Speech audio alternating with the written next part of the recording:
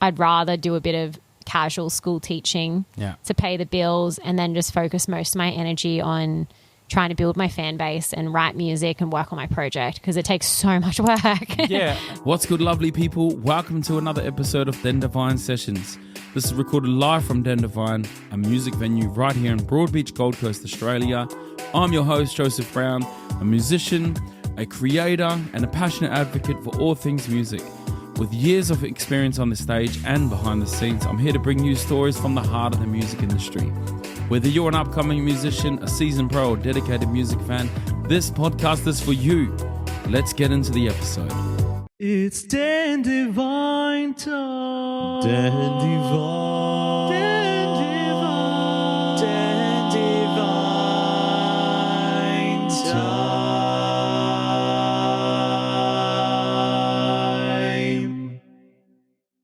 Everybody in the house, welcome back to another episode of the Den Devine Sessions, where we talk about music. We're here at an awesome venue called Den Devine, here at Broadbeach in the sunny Gold Coast, and we have an awesome guest with us today. This is Sunny. I know, yesterday my life was... we've been singing that song ever since I arrived, which is a total vibe. Do you sing the song in your set?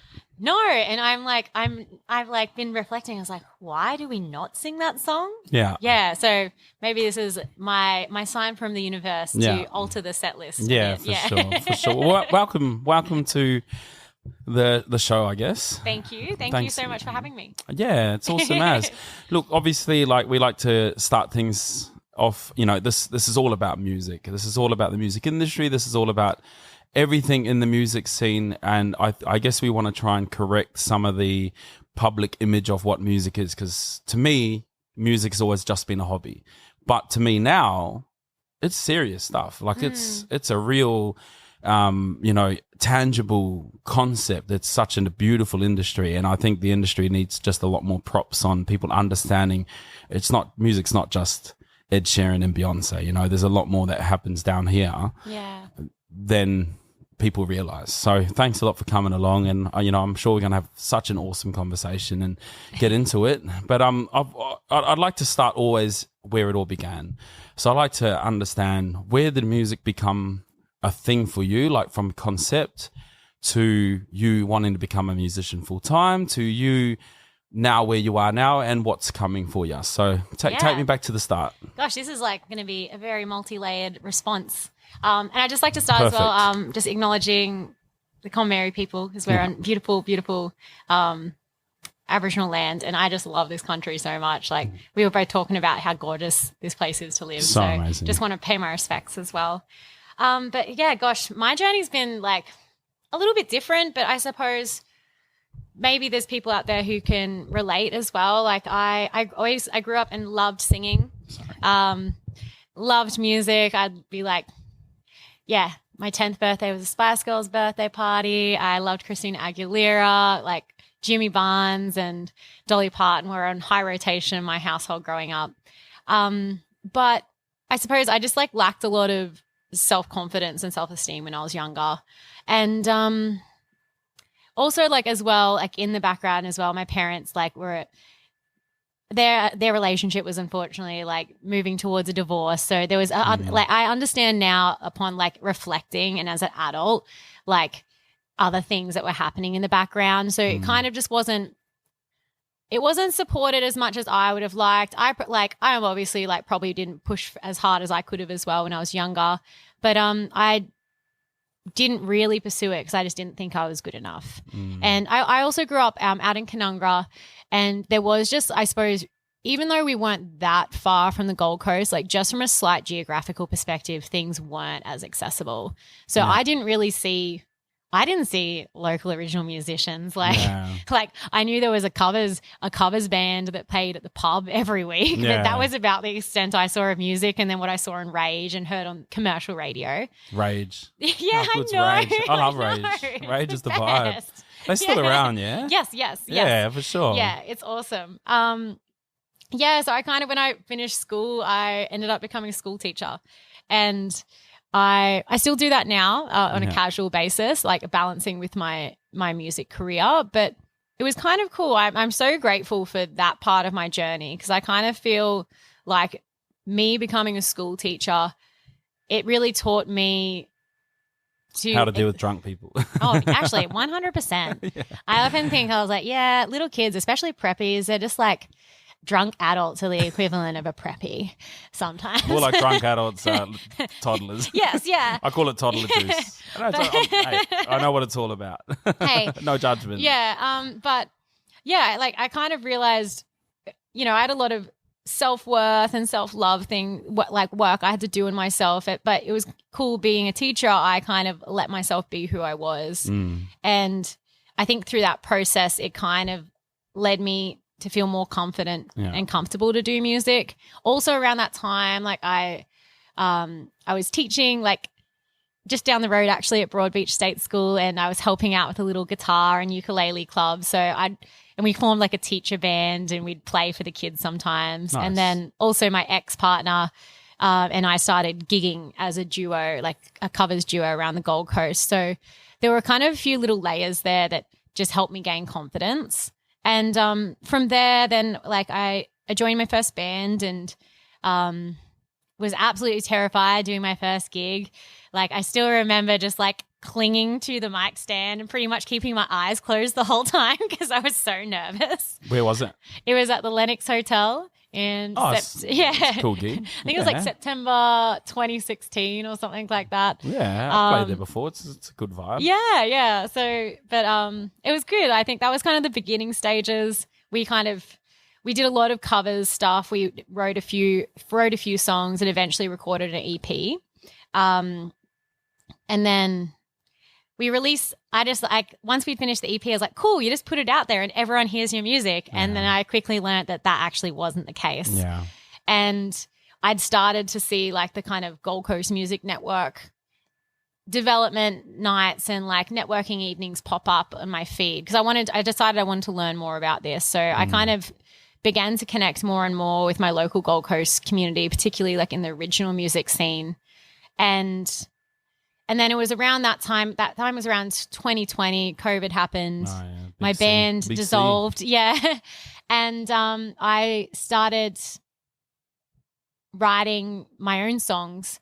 And actually in that period of time, I couldn't play guitar prior to that. I learned when I was like 28 and just started. 28? You're 28? Thank you. I never know here. We had, you know, I'm just going to say we had Lily Grace here, and I didn't know her.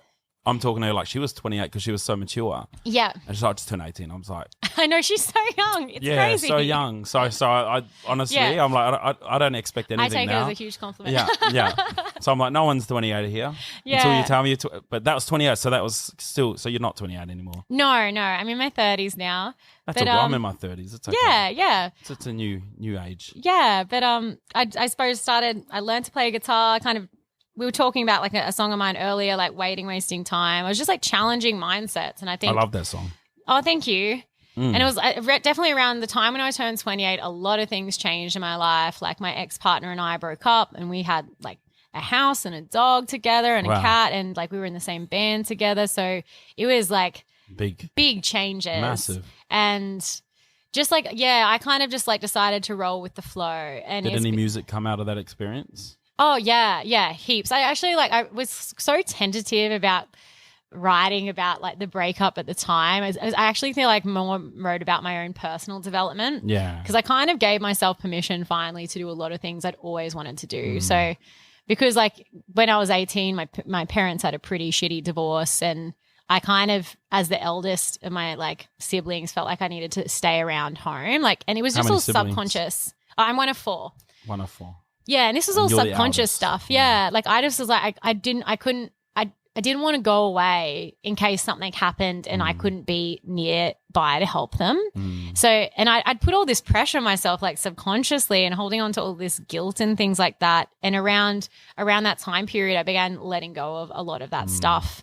Even like, I can reflect quite fondly now in like my relationship with my ex because I feel like we learned. We needed to be together to learn a bit from each other, and I'm grateful for that. Like we definitely weren't to be together at all. But I think I learned a lot of learning. lessons. Like we're humans, you know, like we learn from these things, and it creates new stories, and it creates new, you know, it's a lot can come. I've been through my share of dark stuff, you know, where it can feel unfair at times, you know, but when you come out the other end, I've got a song called Beautiful Chaos, which is about that. Like chaos can be beautiful, but you can't see it when you're in it.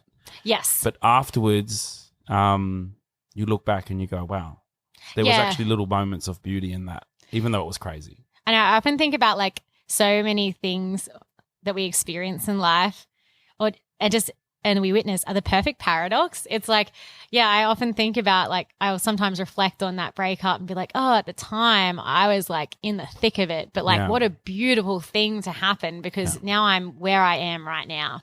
And I wouldn't actually be here without those things happening. So how beautiful is it that when you're a musician, you know, do you know alchemy? Do you understand a little bit? If you can explain like your like interpretation. So I know it's got like heaps of things, but like alchemy on what I understand on even just the chemical thing is the same as snake venom. It can kill you, but it's also the cure, right? So you can use the negative moments as a cure. And music to me is alchemy, right? You can take your experience, put it into words. Like you said, it doesn't have to be about the breakup. It can be about how you carried on and regained strength in yourself. Then you'll sing that to someone that's going through that. And how beautiful is that? Yeah, I often say like, I think similar meaning. I say like music is magic. It's like it can make people feel things and like you can share your heart and you can have someone just sitting, listening, going, wow, that just hit me. And like, I felt that. Yeah. And you put it into a song. And what a beautiful thing, like to get to share and be a part of. Yeah. And that's why I feel so grateful right now. Like everything that's happened in my life even has just like led me to be right here in this moment. Yeah. And like, I've completely changed who I was from like, if you had met me like 5 years ago because of just like surrendering. And I also think music even 10 years ago. And I know I'll continue to change as well because of it.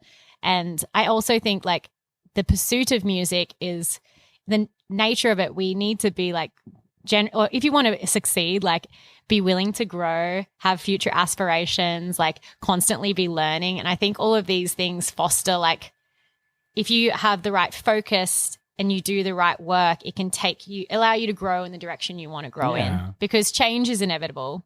But when we like apply our right focus to things, we can sometimes influence that. Like there's also, you know, sometimes people go through the ringer as well and have shit happen in their lives, which really sucks. Heaps. Yeah. But I'm being a bit vague now, but yeah. No, but it's true. Like what you're saying is true. And I want to bring up that point on success. Like obviously success is so subjective to so many people that some people think to succeed is to be Pearl Jam, which of course is success. Yeah. For me, success is I get to play music and support my family. I could never imagine that, right? But I do that now. Yeah. And I want to know what success means to yourself as not the objective point, but when you looked back, say you said 5 years ago, what was the idea of success? Was it releasing your first EP? Was it like, I think there's layers to success, right? Like, so yeah, what does success mean to you for music, for yourself? Yeah, I think this is always evolving. And yeah, to be honest, like 5 years ago, it was to write a song by myself, and I write heaps of songs by and now I get to even write with my husband, which is amazing. Yeah. And like I have my North Star of what's like guiding my pursuit in music, but for me at the moment, success is like feeling like I'm being just like myself with my project and doing like creating music and art that I feel really proud of and that I really love. Yeah. So I've taken a lot of like financial expectation off like my like idea of success in music, because like I am a teacher, so I kind of I really enjoy doing school teaching. I can't do it full time. That's nuts now. But I love being able to, I'm like, oh, it's cool. I go spend a couple of days a week at a school and hang out with some kids. Yeah. And it helps pay the bills, and I can focus on my music project and allow it to be exactly where I want it to be. So yeah. But yeah, for that's my definition of it right now. Yeah. It's like authentic, like remaining, the music pursuit is remaining authentic. It's my heart has to be in it. Like if my heart's not in it, I just can't do something. Yeah. There's so many facets of, musicianship and of music. You know, I see people who are, later on in age, you never know people's backstories, but they still love the pub vibe, they still love singing those covers, probably the same cover band when you were a kid, they probably still love it. And I ask myself so much, like, what fascinates me is what keeps them going, like singing Wonderwall all the time. And then you get someone that's, we had Chev Wilson on here. Yeah. And he's got great originals, but he's also doing the Joe Cocker show. And when we talk, it's always like the Joe Cocker, I'm doing these big shows at these big theaters, but it's not me. And it's like, I just get fascinated by these, all of the different facets of music, the different areas and nooks and crannies of the music scene. Yeah. Like it is really interesting because even like a couple of years ago, I attended like the ARMAs, it's the Australian Women in Music Awards, and like 2 years ago, Vanessa Amorosi was there and she did like a panel and stuff, and I got to ask her a question. I asked her, I'm like, what is success to you? Yeah. Because I was like, man, this chick has like released some cracking songs. Yeah. Like she's performed at the did she perform at the Olympics? Probably. I can't recall, but she's done some incredible shows. Yeah, of course. And I was really surprised because she said she doesn't think she's obtained it. And I was like, wow, you've done so many things that people would dream of. Would dream of 100%. Doing. And even like, I was like, wow, and it's kind of humanizing in a way. It's like, oh, like even the biggest stars can struggle with that as well. Like feeling like, I think it's like feeling satisfaction within your project. Yeah. So, and I think that really comes back. I've done a lot of like self-development work as well and like really reconnecting with my why. Yeah. And sometimes I can fall into the tendency of like comparing myself to others and maybe feeling jealous and things like that. It's a human thing. Yeah. And I've come to like go, that's okay. Yeah. But like when I start to realize I'm feeling that, I'm like, well, I need to probably look at where I'm spending my time and tweak a few things again, because I want to be the best version of myself, and when I'm comparing myself to others, I'm not going to be. So maybe like off the socials for a little bit again. The other thing as well, I think there's like people need to understand as well that every flower flowers in its own time, and it's but I know what you mean. Like not to get all too philosophical, I have constantly see friends of mine, they just going crazy, and my wife says everyone around you is getting there. What's going on with you? I love my wife. She's not meaning it in like a bad way. No tough love there at all. Yeah. But we just joke about it, and I've had a few instances where I've been like one person away and they've just gone, Tones and I, she opened up for my band 1 month before she blew up. Wow. Actually, I think I remember seeing your like Saddest Vibes on a tour poster with the her. Tones and I's and I check 5 a.m. I'm going through and then I'm like, whoa, she's just, what a behemoth of a song. Becca Armani, she done a song. She done backing vocals for one of my songs. Wow. And now she's opened. Yeah, she just like played with Coldplay. And I'm like, what the hell? But I try not, I think the way to combat jealousy and envy is love, is like, what, these people are doing it and they're awesome, and honoring your own journey. It's like, I have 3 kids. I can't even be successful if I wanted. If someone knocked on my door and said, "How I need you to tour around America," I couldn't say yes, because I'd be doing that at the sacrifice of my kids' welfare, of not having a father in the house for money. I'm like, that's to me is not enough.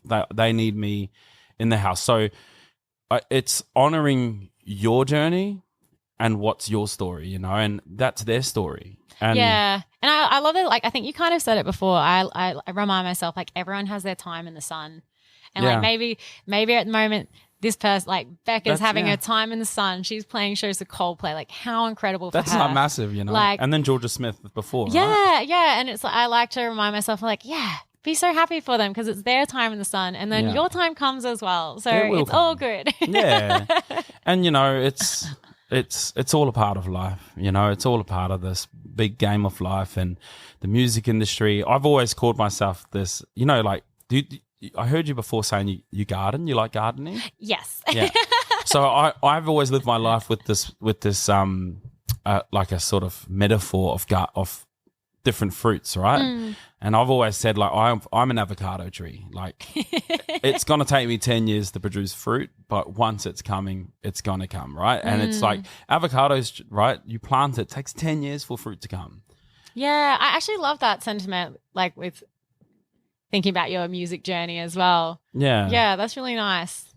Yeah. Yeah, so it's just, I don't know, little tools that help you keep going, you know, and not get trapped underneath this weight of expectations. Yeah. I think you can do that to yourself, you know.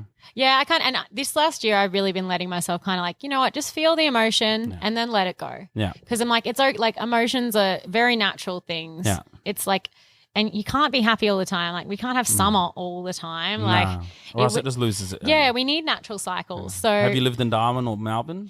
I have travelled to both those places. Yeah, so yes. Darwin's summer all the time, Melbourne's winter all the time. Yeah. I know. Darwin's like living in a sauna. Yeah. I lived there for 10 years. Oh, mad. So it's like, my sisters live up there, and I'm like, I don't know why you live up there. Yeah, I have fam up there as well, and they just love the lifestyle. So. I know, because they love to drink all the time and smoke cigarettes everywhere. No, I'm joking. But yeah, I can't. No way. I'm like, there's a beautiful sea, and there's crocodiles and sharks that can eat me. Yeah, like, there's multiple things that will kill you. Lots, right? Like, yeah. So back to when you sort of just started coming into the music industry. All right, you get this inspiration, and you were saying before you started your first gig. Yeah. What got you to that first gig? What was the epiphany that you went, I really want to do music? What was that moment? I'm going to break that, like, the answer into a couple of sections. Yeah, so I'll do like the first band gig, because that was really, really transformational for me. And I often reflect, I'm so proud of my past self for having the guts to go for it, even though I was so nervous. Yeah. But I just really wanted it. Yeah. Like, it kind of felt like, at the time, a mutual friend was like, I want to start a band. And I was like, well, like, I can sing, and we've got a band. Let's just do it. So we kind of just went for it. And I like, did you get singing lessons? I had gotten a few previously, but no, that's okay. But I regularly go to a singing. Yeah. Like, I try to go once a fortnight at the moment, just because I think it's like I just want to continually get better at my craft. Yeah, sure. I just practiced and practiced and practiced. Like, I actually went the week before our gig. I was on the Canberra trip for Broadbeach State School, and I was just listening to the set list on repeat, so I could just like get everything down, because I didn't want to do it with an iPad or anything. Yeah. And then I suppose we gigged, and I started getting a bit of confidence to suggest ideas for songs, because I kind of realized I was always hearing songs in my head. I just wasn't really doing anything with them. So for me, songwriting often happens with a vocal melody line first, and it's all based around that. Yeah. So I'd bring like these I built my confidence. We're like, guys, like, I've got this like melody. Like, do you think we can match some chords to it? And that was how I kind of wrote my first songs with the band, which it felt like quite exposing at the time, and I felt quite vulnerable, because you're like, you're coming up against like, am I good enough, all these things. But like, the songs, I really liked them. And what were a couple of them? Oh gosh, if you can remember. One of them was called Desires. Another one was called Only You. And these were your own songs? Yeah, well, I would say they were written collaboratively because I even though I came up with all the vocal melody, I couldn't play guitar at the time. Yeah. And then, so at that stage, my ex-partner was still in the band, and then when we broke up, it kind of lit a bit of this fire in me to start doing a lot of things that I'd been delaying, because I'd been wasting time. Yeah. Great. Such a great song. Oh, thank you. I know I've said it a couple of times, but I was like listening, and I was like, man, it's like real. Your voice is quite like, I call it like jazzy soul. That is, it's a very jazzy-esque sound. Yeah, that but it's one. great. Like I think that the songs had the feeling, the music was so good, and you had a feature on that song. Yeah, is that the song you had a feature on, or was it another no, one? not No, that one. It was another one. But yeah, I think it's the one after that I listened to. You had a feature. Well, that was a cool song. Yeah, that too. might have been. I reckon that might have been Piece of Art with Yeah, Matt. yeah, Piece of Art. That's another cool song. Yeah. But yeah, so I kind of James and I had broken up, and I kind of had to confront all of my biggest insecurities. Like I realized I actually was like at the time more concerned with superficially how everything looked on the outside rather than how it felt on the inside. Because I think like I had been suppressing the fact that I wasn't really happy in this relationship and I wasn't getting what I wanted out of it. Yeah. But from the outside, it looked great. So like worked through all of that stuff. The kind of crazy thing was we broke up, and then literally like considering how like intertwined our lives felt, within I think it was like 6 or 8 weeks, everything was separate, like split, and it was done. And I was like, wow, that was actually a whirlwind. A lot easy. Like, and it was like, it wasn't that dramatic, and everything was pretty, it felt very was natural. Meant to happen. It was definitely meant to happen. Yeah. And then I remember going, wow, like it was kind of a bit overwhelming. I was like, I can do anything I want now. And then the question is, well, like, what do I want to do? So I'd moved back with my mum, and because I didn't want to like rush into anything, but I realized like, I'd never gone to Europe. I'd delayed doing that trip. So I was like, fuck it. I like made a list of all the countries I wanted to go to, and I was like, do I book it myself? I like booked onto a Kentucky.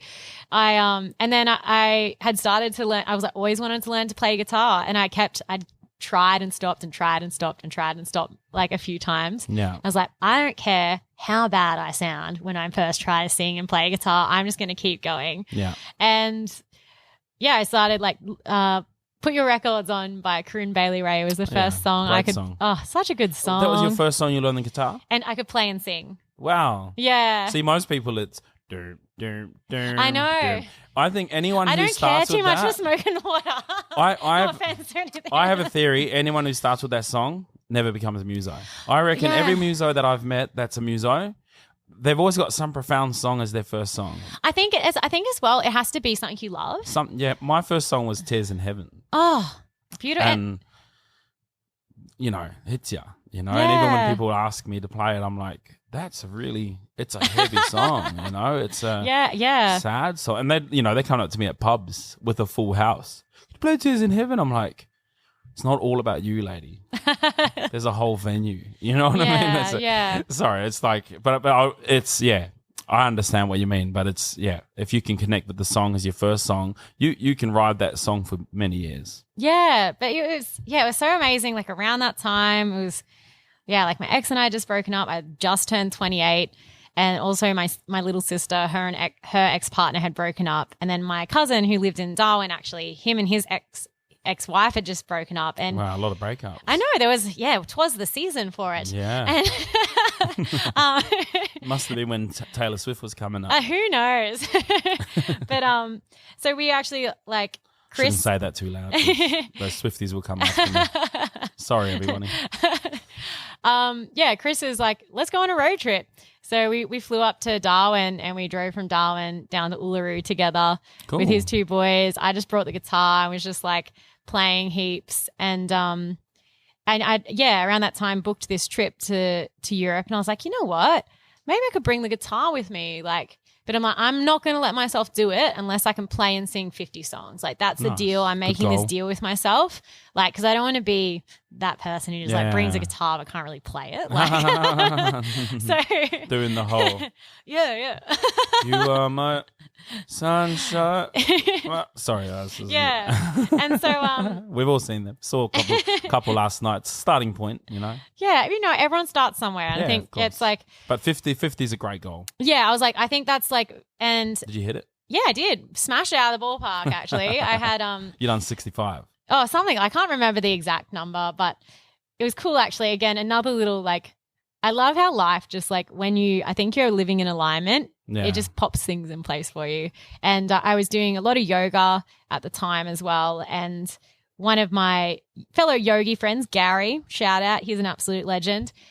We would chat and we'd always chat at class. He'd be like, oh, my son's a really good guitarist. Like he could and he's a teacher. Like you should hit him up for some lessons. So Julian Holland, you're the best. He taught me how to play guitar and it was kind of cool. He just he's an amazing teacher. He's a school teacher as well, but he doesn't do that anymore. He kind of was over the school system. But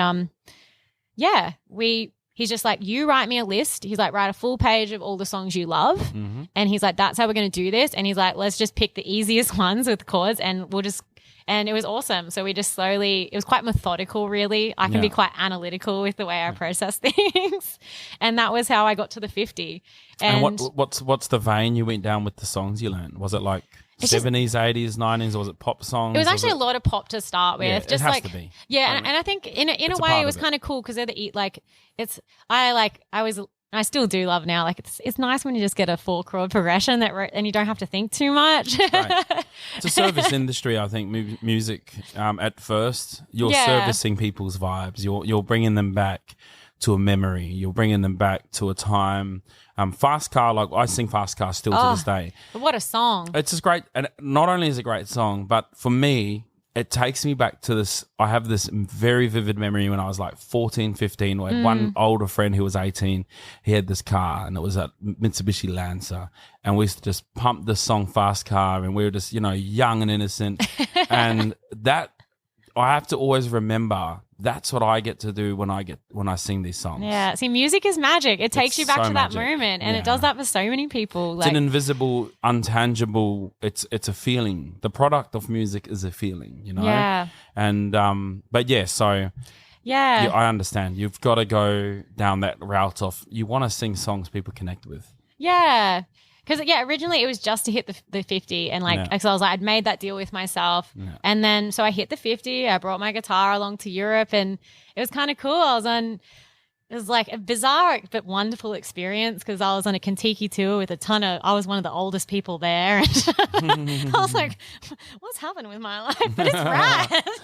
You're like, I'm not middle-aged yet, so it's not midlife crisis. It was actually it was funny. The first week I did a cruise in Croatia and I didn't realize it at the time. I booked it at the same time of uni holidays and I was the oldest person there. And I'm 28 and I'm like, did I really think this through? I'm doing a 1-week Kentucky and now I'm going to go on a 6-week one and I did not have the best time on the first one. I'm like, what have I done? And I just remember going, oh God, Croatia was fun, but it was definitely a bit too much partying. I did party hard on this trip though, but I was 28's not that old. Come on. Yeah, but I was around majority 18-year-olds and we were definitely vibing on a different level. All of their older brothers and sisters. They probably went home. Is that a 28-year-old? Yeah, I'm going to go on a Kentucky tour. But anyway, the cool thing was though, the next one, I remember being so oh God, I don't know if I can take 6 weeks of what just happened. Yeah.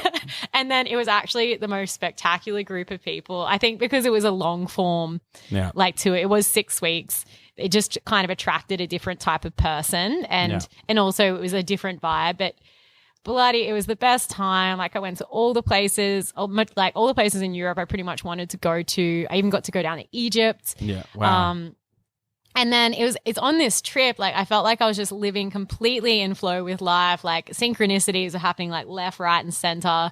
And I started writing my own songs. You had this epiphany. Yeah. All of a sudden, it wasn't a conscious goal prior to that, but I was like, I never thought I couldn't play guitar and I couldn't play and sing before. Maybe I could write a song myself. And I think it was subconsciously there, but I just had to not care, not hold it so tightly. Yeah. And music's like that. Yeah. The harder you hold it, it just evaporates. Yeah. It's definitely it's a surrender, the process of surrendering is magic. But so I started writing my first song by myself there, and I came back from my trip in Europe, and I had applied for this course through NATSMO, which is the Aboriginal Torres Strait Islander arm of APRA AMCOS, and it was called Starting Grounds.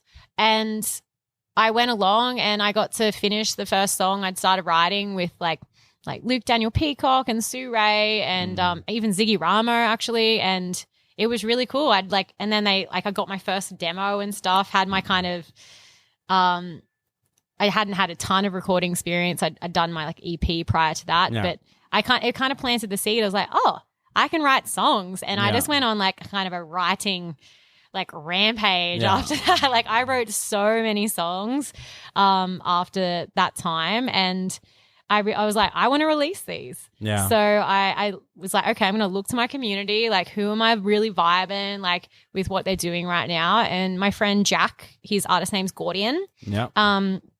Really, really was digging what he was doing. So he introduced me to his producer, Tim Goodburn, who's at Big Note Studios. And we kind of did my first like EP and the 3 songs prior to that. So it was really, really awesome. Like it was kind of a cool experience. So it's like this, it's been, you know, an evolving, like you said, it's synchronicity, right? You have these synchronicities that just, it's unlocking certain doors along this journey of music. Yeah. And those come through life experiences. You have an experience and then this new door opens up and you go, like there was that first door, right? Then there's the second door when you're in Europe, or before you go to Europe, you learn these 50 songs and it's like, oh, the key to another door. I know. It's like, I love that analogy. I just kind of think, I was like, I let go. Yeah. And I surrendered. And because I think I can have the tendency to be an anxious person and I can get quite anxious at times. And I've also done like my yoga teacher training and Pilates teacher training as well. That was like after Europe. And I remember I remember it being explained to me. It's like anxiety is when you want to try and control everything. And I was like, wow, like that's what I've been trying to do my whole life. I've been trying to control all of these different things. And I even I notice it myself now. Sometimes I want to control how people perceive me sometimes, which can seem like there's a wall up. And it's like, it's giving myself permission to be like, you can be a human and like admit your flaws. And this would probably like one thing, and I don't want to pry too much on your personal history, but you know, going through this divorce from your parents, were you quite young? Yeah, like it was definitely like a tough time. And because that would have been like trying to, because you couldn't control that. No, it was like, and I suppose I'll be like, I don't often talk about this, but I want to be like honest as well. And the reason I don't talk about this is I just like, I don't want, my parents are amazing. That's what I'll start with. Like, I absolutely love them. They're the most, they're the most beautiful people. But I also have come to learn as well, you know, your parents are human. And also, like, they can be going through shit as well. Like, we've gone through stuff in our life, and they were obviously, like, my mum, unfortunately, at the time, when I was around 14 or 15, she got in a car accident and got whiplash. And it wasn't very serious, but, like, she was okay. But she got prescribed Valium, and the doctor accidentally overprescribed her, and she got addicted to prescription medicine. I suppose this is, And I felt when I was a teenager, my mom really resented me. Like, I did not feel close to her at all. I remember really craving her love and a relationship with her. And I even think, I was like, wow, I think maybe that's why I went for arseholes for so long, because I was like, I have to work. Like, I remember thinking, like, it was so funny, like, my husband, Matt, the most beautiful, nice person in the world. But I used to think that was like, if someone was nice to me, it was like, I'm like, well, they're a weirdo. Why are they being nice to me? And like, I've since like let go of that silly narrative. It's like those things are, you have to acknowledge it's real. Yeah. When you go through those experiences, it writes into your DNA code. It becomes, I've been through it. Like, Sunny, honestly, I understand how real trauma is and how it can affect you later on in life. And this is the reason why music's important to me, because music's an outlet for these experiences, and I understand the power of that. Yeah. And I understand the power of what music can do for humanity, as if they use it right. Because I think there's been this real dark energy control in the music industry that's they've got the reins. You listen to some of the music, you know, I DJ at some weddings. And the other day I had the guy request the song and I played it, and it was like some Travis Scott. And the lyrics, because I'm a musician, they're just dancing. But in the lyrics, I was watching what they were saying and I was going, I can't believe this, because they're just saying stuff like, yeah, And let have you me ever die. seen the studies of water? Oh, yeah, I've seen that. Yeah. I can't remember. He's a beautiful Japanese doctor, and he studied water. And when we speak horrible words to water, it can't make beautiful patterns when it's frozen. So 100%, like, Exactly. What and you're saying. You know, I empathize, and I want to acknowledge that what you went through is a real experience, and it had real outcomes, and those outcomes, you put yourself in situations, because I know that, because I've put myself in situations where I didn't understand why I was in that situation or why I was with that person until later. And then you get something good going for you. I've got this now, right? I've got this amazing, beautiful wife, and I find things in our relationship, and they're not even there. And she's like, why do you keep saying stuff that's not even there? And I went, because I've always had this experience, when something's going good, something bad comes. And now I anticipate the badness, even though it's not even there.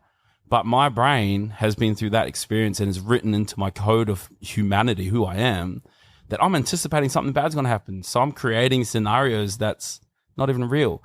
And why I want to share that perspective is that you have every right to feel what you feel through those experiences. Yeah. You know, they're real. They're real, 100%. Yeah, no, thank you. Yeah, actually, like what you were saying, like I did a script writing course. I do a lot of random things sometimes. But the most profound thing that I learned in that was like the fellow who was delivering it was like, like the most important thing about your characters is their scar, because their scar drives every single decision in the story. And I was like, whoa. I was like, that's the same for life. Like every single like all of us have these emotional, or can have emotional scars. And then like I feel like life is this journey of acknowledging what that is. And then do you want to let it go? Which can be really challenging. And how amazing that you can share that journey of healing through this platform called music. Yeah. You can share it from when you first got hurt, that first raw emotion. Then you can share 1 year after, and then 5 years after. Then you can share, now I'm healed, and you talk about that first moment. And it's like, it's amazing. Like that's why I love music, you know? Yeah.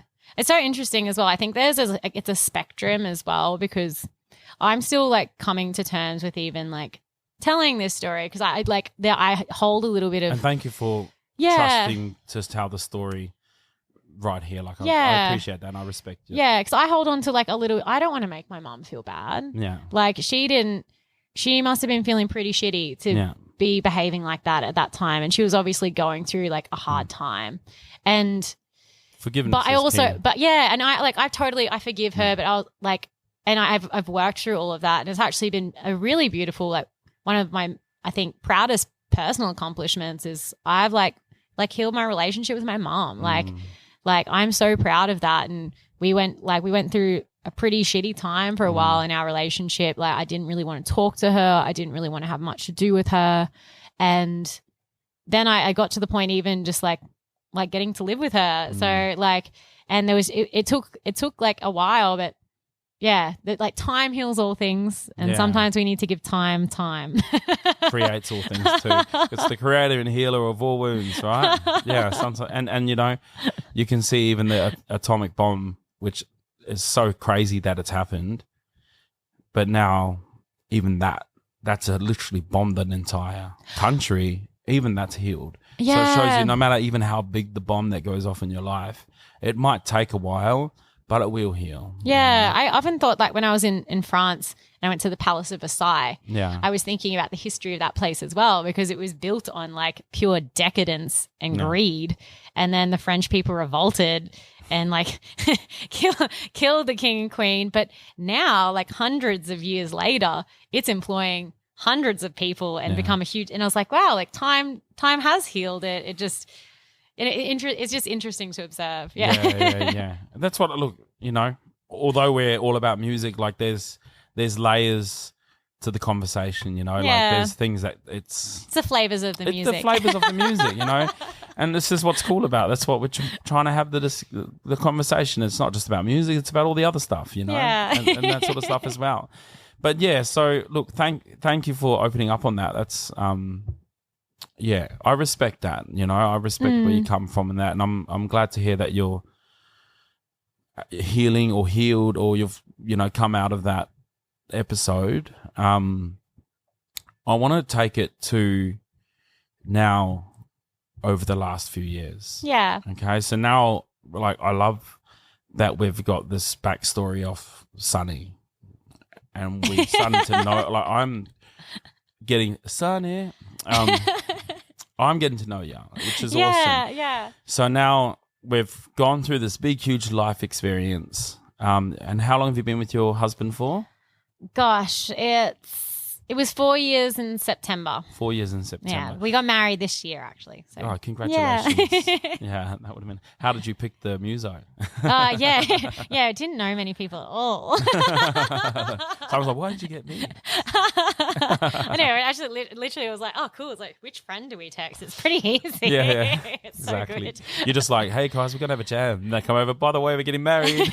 Actually, funnily enough, we got married. I can see you guys got Wildflower Gin.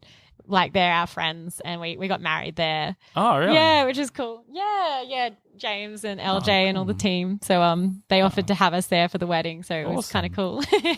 Cool. So I feel, and this is a pure assumption here, but it feels like that a lot of the musical growth kicked in when you met your husband. Is that? I mean, I accept that's an assumption, but did what happened in the last 4 years ago? What happened in that period? Yeah, so Matt and I met, at the end of 2019. So when I came back from my travels, and just before COVID. So you had a lot of time to write.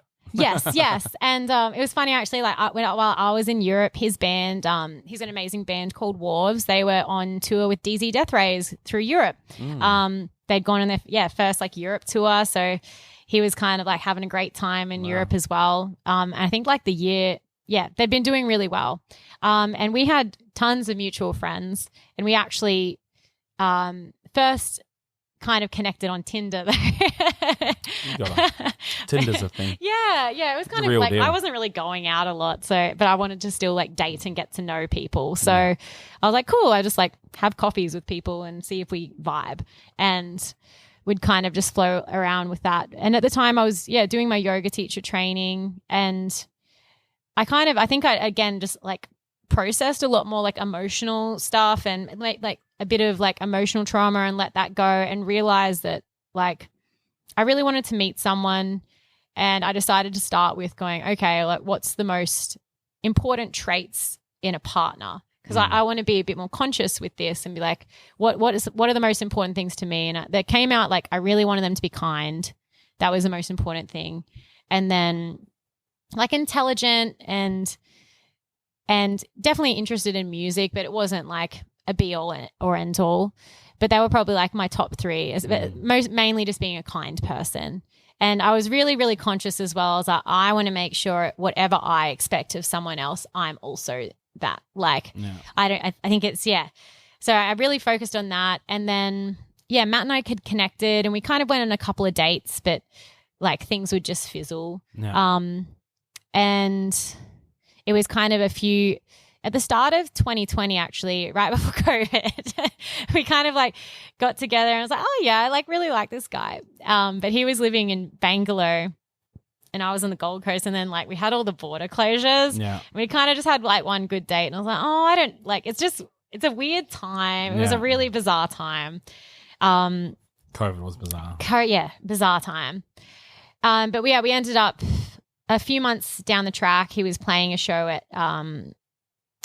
Dust Temple, and I went along, and I remember like it was so crazy. Like I hugged him after the show and like, so good to see you. And like I'm heading off, and literally like it was like there was a magnet in my heart just like drawing me towards him. Yeah.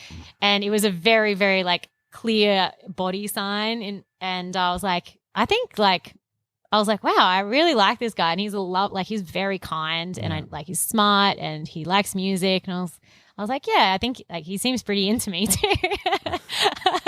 So I was like, we should hang out more. So we kind of like dated ever since then. Yeah. But I'd already released, I'd like recorded a fair few songs with Tim. The previous year I'd recorded like my first 3 singles and released them, and was like learning how to release music and beginning to understand what the music industry was. Yeah. All those kinds of things. It's a lot of learning, which I love. Yeah. And we're going to get to that. Yes. We get to Yes. that. Because it's like, you know, I'll let you finish what you're going to say. But yeah, it's good that we got to understand the people first.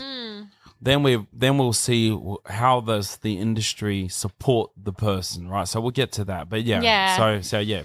Yeah. So I suppose I was like, I decided I wanted to record an EP, and I had been writing a lot for that. Like I was like, cool, I'm going to write a heap of songs and just choose my favorite songs. Yeah. I'd also done I did my first solo gig in 2020, and God, that was so terrifying. How long was so it? nervous. 3 hours. 3 hours. I know. I remember like Jules, my guitar teacher, was like, you sure you can't do like 2 hours or something? Danny was like, no, I'm doing the 3. Like, we're going for it. But yeah, I suppose like, yeah, Matt and I had started dating, and obviously like he did music, I did music, but it was still a very slow, tentative process of writing together. Because I just like, I suppose I was a little bit conscious of like I don't want to just like rely on someone else for my project. Yeah. That was probably the biggest thing. But yeah, he ended up helping me with like half of my first EP, and I definitely think he made the songs a lot better. Like he worked on Waiting, Wasting Time with me, and like helped me flesh out the bridge part. And there was 2 other songs on that EP, Double Shot and Are We Gonna Wake Up? But I suppose I still wanted to be like a bit independent with my songwriting. But then there also came a point where we'd moved in together and we just started writing songs together all the time. So it was just natural. Yeah. Yeah. It's probably from like so it's only a few years after your last big breakup, and it feels like that last big breakup, that whole relationship was around you guys being musically together. So you probably maybe a bit pacing yourself and like, I don't want to put my I suppose I was basket. conscious of, I think like I also in my past relationship I didn't want to be like reliant on someone, because I was like, oh yeah, like James used to like come up with guitar stuff for my songs. I'm like, I want to be able to do this myself still. And that was really important to me. But then also like, yeah, we just like when we moved in together, and we just like Matt would be playing something on the couch and we just start writing a song. Yeah. So it felt very natural. Yeah. And I also was like, yeah, it's serving the music. Like I think the songs are better because of it. So yeah, that's kind of how that evolved. Yeah, nice. And so you're doing a lot more. Do you do a lot of covers still? Or are you transitioning, or have you transitioned into more originals, or at the moment? So like my goal in the past like year and a half has been to play as many shows as possible, but try to keep them in the original sphere. Yeah. So that can often be like a bit of a compromise of playing half covers. Yeah, I think even big acts still have, you know. And like it's a part of it. Yeah. And I have to like, it's been really good though, because we play tons of shows and we've had some cool opportunities come up, and I think we have a really great live show because we played so much. And also like it's so great getting to trial a song that you've just written in the live sphere and just see how it hits, because like we've tried some stuff and go, actually I think it's a bit undercooked, and we just get rid of it and bring something else in. So and then a couple years later you're like, actually that's all right. yeah it's still in the demo bank, so it's fine. yeah for sure. Yeah. So at the moment we probably do like a fair few hybrid gigs. Like do you know 660? Have you heard of them? They're a big band from New Zealand. I have. They sing like Don't Forget Your Roots and stuff. Yeah. And they're huge, right? And when I mean huge, they've got the record in New Zealand for the biggest ever concert. Wow. And that was like 80,000 people. And it was huge. And these guys still, they honor the songs that inspired them. So they sing these songs that inspired them. And they're like, because we have to keep this alive, this memory of these people. We might be 660 now, but what made us that was all these sort of bands that inspired us, you know? So I think like that stigma needs to go, like thinking that you can't, like you have to be one or the other. I think you can be both easily. I think it's an interesting thing as well, like being like in the like original world and just playing original gigs, because it's bloody hard. There's not that many gigs. They don't pay very well. No. Like actually not so long ago I was like on a panel for the SCU music students, and we were talking and they're like, okay, like what's a rate? And I'm like, to be honest, like it depends. Like it depends what kind of show, like what rate you should be getting. Because I'm like, I booked Big Sound like this year. It's hella competitive to get in. And like, guess how much they pay you? $0. Yeah. And What people need to understand, I think, sorry to cut you off again. Finish. Please. Oh, I suppose it's like, I think as well, like just finding that balance between getting to play, but also I suppose like making a bit of money as well. And it depends what you want to do with music. I think it really comes down to your goals and what you're working on. But I'm trying to actively build my fan base, and I think an important part of that is playing live shows. Yeah. I know as well it can be done really well on social media. I'm working on that, but it's not my. That's a hard but one, yeah, you know. but I have made a lot of new fans and connected with a lot of new people through playing live shows. And like you were kind of saying, what 660 do? Like I've curated. We do the songs that I love that I feel are aligned with like my vibe and my music. So it's quite complementary, really. Yeah. And it's so like what I want to talk about is the foundation of the music business, right? Because at the end of the day, it's a business, right? Yeah. The music industry is 100% an industry. If you don't want to be in the industry, then you play around the campfire with your mates. That's all cool. But what we're here to talk about is people trying to make an income and a career out of the music business.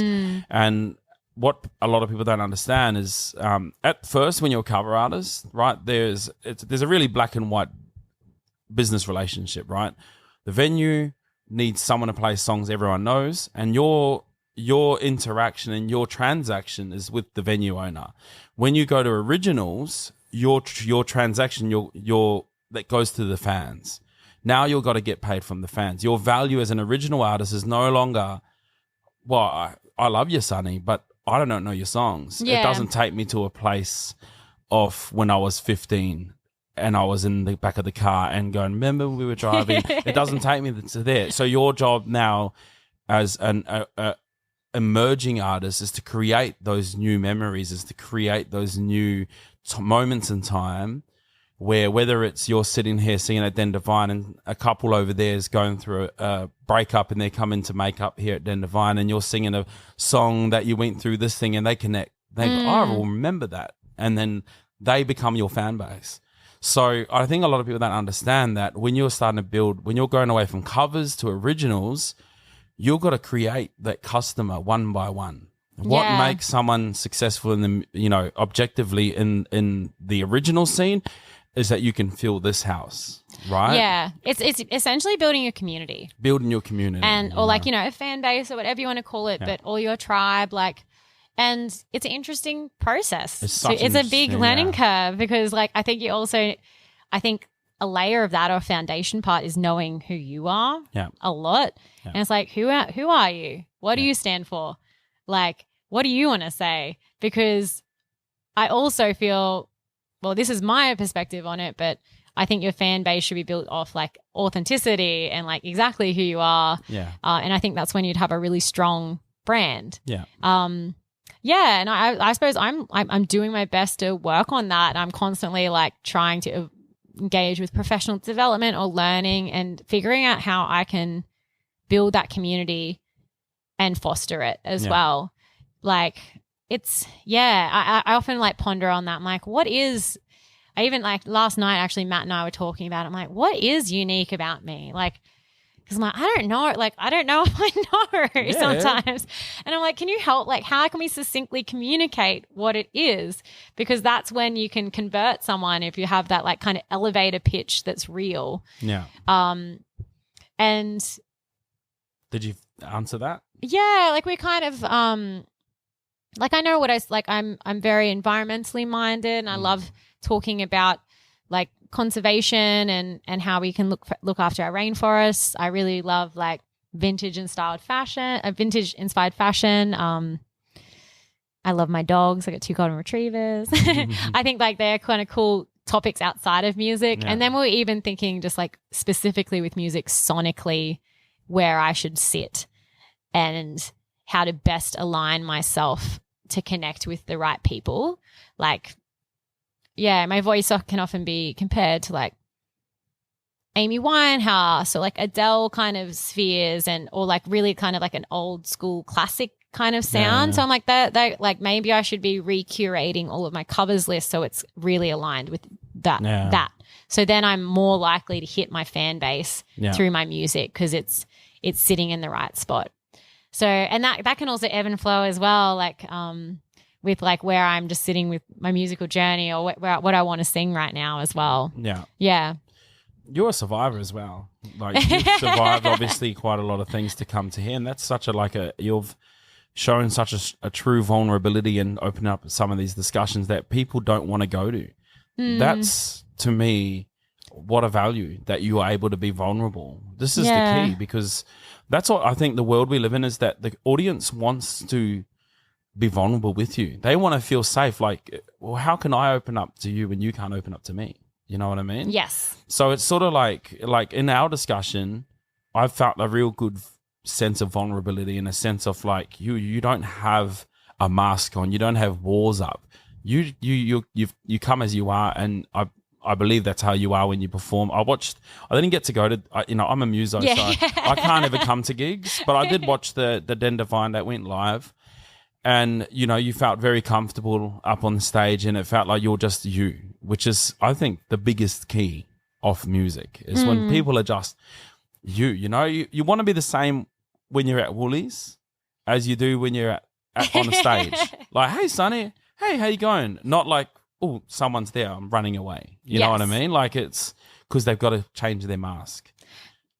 And I think that's a really big key part of, trying to make it in the music industry. And like you said, it's a really interesting scene. It's a really very interesting industry, right? It's you've got a as I mentioned, I've got a family, I've got a wife and kids, and when I'm trying to build my following, I'll stay back, right? So I'll do my gig. I'm like, babe, I got a gig 5 till 8, right?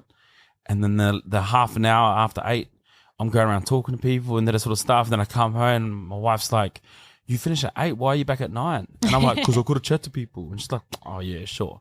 And I'm like, no, I do. I've got to connect. No, it is actually really important. Yeah. But it sounds so weird when you're not a muso, because it's sort of like, what do you mean you're walking around just chatting with people? That's what I got to do, or else no one's going to come and support me if I just finish my gig and just disappear. Right? Yeah, I know. I do make a point of like I try and make myself available. Like I play a lot of band shows as well, and just try and make sure I'm available. And if I see people come up, I go and say hi, and and again, just like connect with people. And I know as a punter, when bands do that with me, I become such a bigger fan. I met.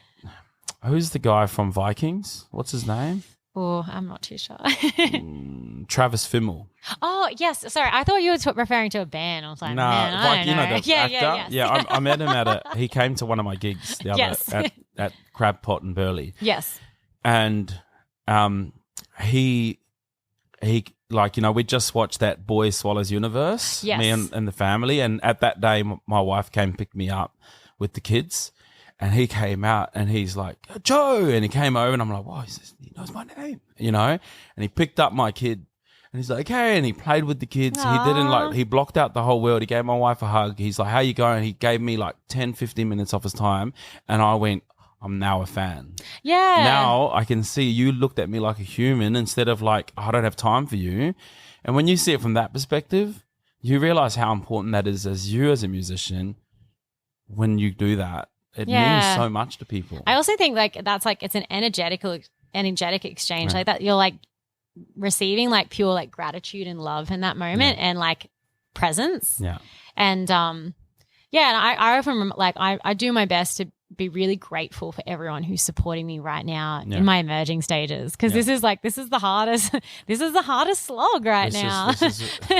Like I'm so grateful every single time I sold a bit of merch on my whenever I sell merch on my online store, I write them like even though I do like drop shipping for most of my merch, but I'll write them, whoever purchases merch, a personal note and a sticker, and I send it to their address, because I'm like, I just want to make sure they know how much I appreciate them. And to me that's like, this is really genuine, and it makes me happy that someone's like, oh, I got literally like a handwritten letter from Sunny to say thank you. So and I'm like, yeah, thank you. You've supported someone who's like building their fan base. I'm at the beginning stages. So I'm really, really grateful that you're a part of this. And so like coming from that, like you come back from Europe, you've got this 50, 60, 70, probably 100 songs now, and you're starting to like want to transition into this becoming more of a career. Like, so what are some of the wake up moments you had when you went, this is actually harder than I thought it was going to be? Like, I know you mentioned before that you drop an EP and you think everyone's going to listen. So talk me through that. Like as an emerging, this is all fresh for you, know. When we speak with like Tiki Tani, he's 30 years in. Like, this is, you're still in your fifth year or so off. I mean, you know, from what I'm hearing. But so tell me about some of those barriers or obstacles you had to overcome so far. Well, probably the best advice I got for the industry was from Matt, and it's like, don't quit your day job till you have to. And or sing Wonderwall 200 times a week. Like I suppose, and I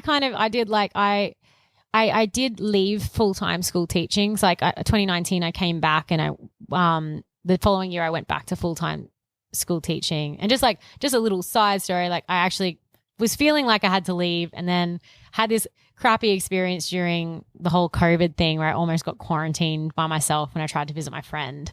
And I had a massive panic attack, but I realized I was mainly stressed, like I was terrified or most anxious about going back to full-time work. And I was like, oh, this is another sign, like I got to change things up again. So I ended up just like I took leave, and I was a yoga and Pilates teacher. I was like, in the middle of COVID, I'm going to work on gigging for the first time. So I was playing heaps of covers gigs. I was anxious as hell. Like I was very, very nervous all the time. And just doing my best to kind of make ends meet. But I think I'm so glad I did that. Like I don't really do a ton of covers, like purely covers shows anymore, because I kind of realized I'd rather do a bit of casual school teaching to pay the bills, and then just focus most of my energy on trying to build my fan base and write music and work on my project, because it takes so much work. So what were some of the building blocks that got you to understand these concepts of building like you know, fan bases and stuff like this? Where did these, was it, you mentioned that you went to a lot of networking. So like were these like really helpful for you? Massively. I'm very tenacious as well. Like, and I kind of like, I don't like to do things half-assed either. Like I'm kind of like all in, baby, let's go. And, so I subscribed to all the news. I just started watching like my local community and my local area. I'm like, oh, there's this networking night I can go to, and there's a panel, and even if I knew a lot of it, I'd always leave a little bit inspired and be like, oh, that one thing, it's a good reminder. I'm glad I went, or I met a couple of new people. Like I've done so many development opportunities that came through the City of Gold Coast or the Gold Coast Music Network or I was going to ask about that, because we recently saw you at the Gold Coast Music Awards performing there. Like what got you up? What got you to do that? Well, I was a big fan of Blank Street Press, which used to be Samantha. I love those women, are so incredible. And I remember being so proud when I released my first song and got it like written up in blank, and it was the coolest thing ever to me. And I've just slowly formed my relationship with Sam and Chloe and all of those incredible women over the years. They're amazing. Thank you, Gold Coast Music Network. We love you so much. And I suppose like I was pretty chuffed, to be honest, to get asked to play.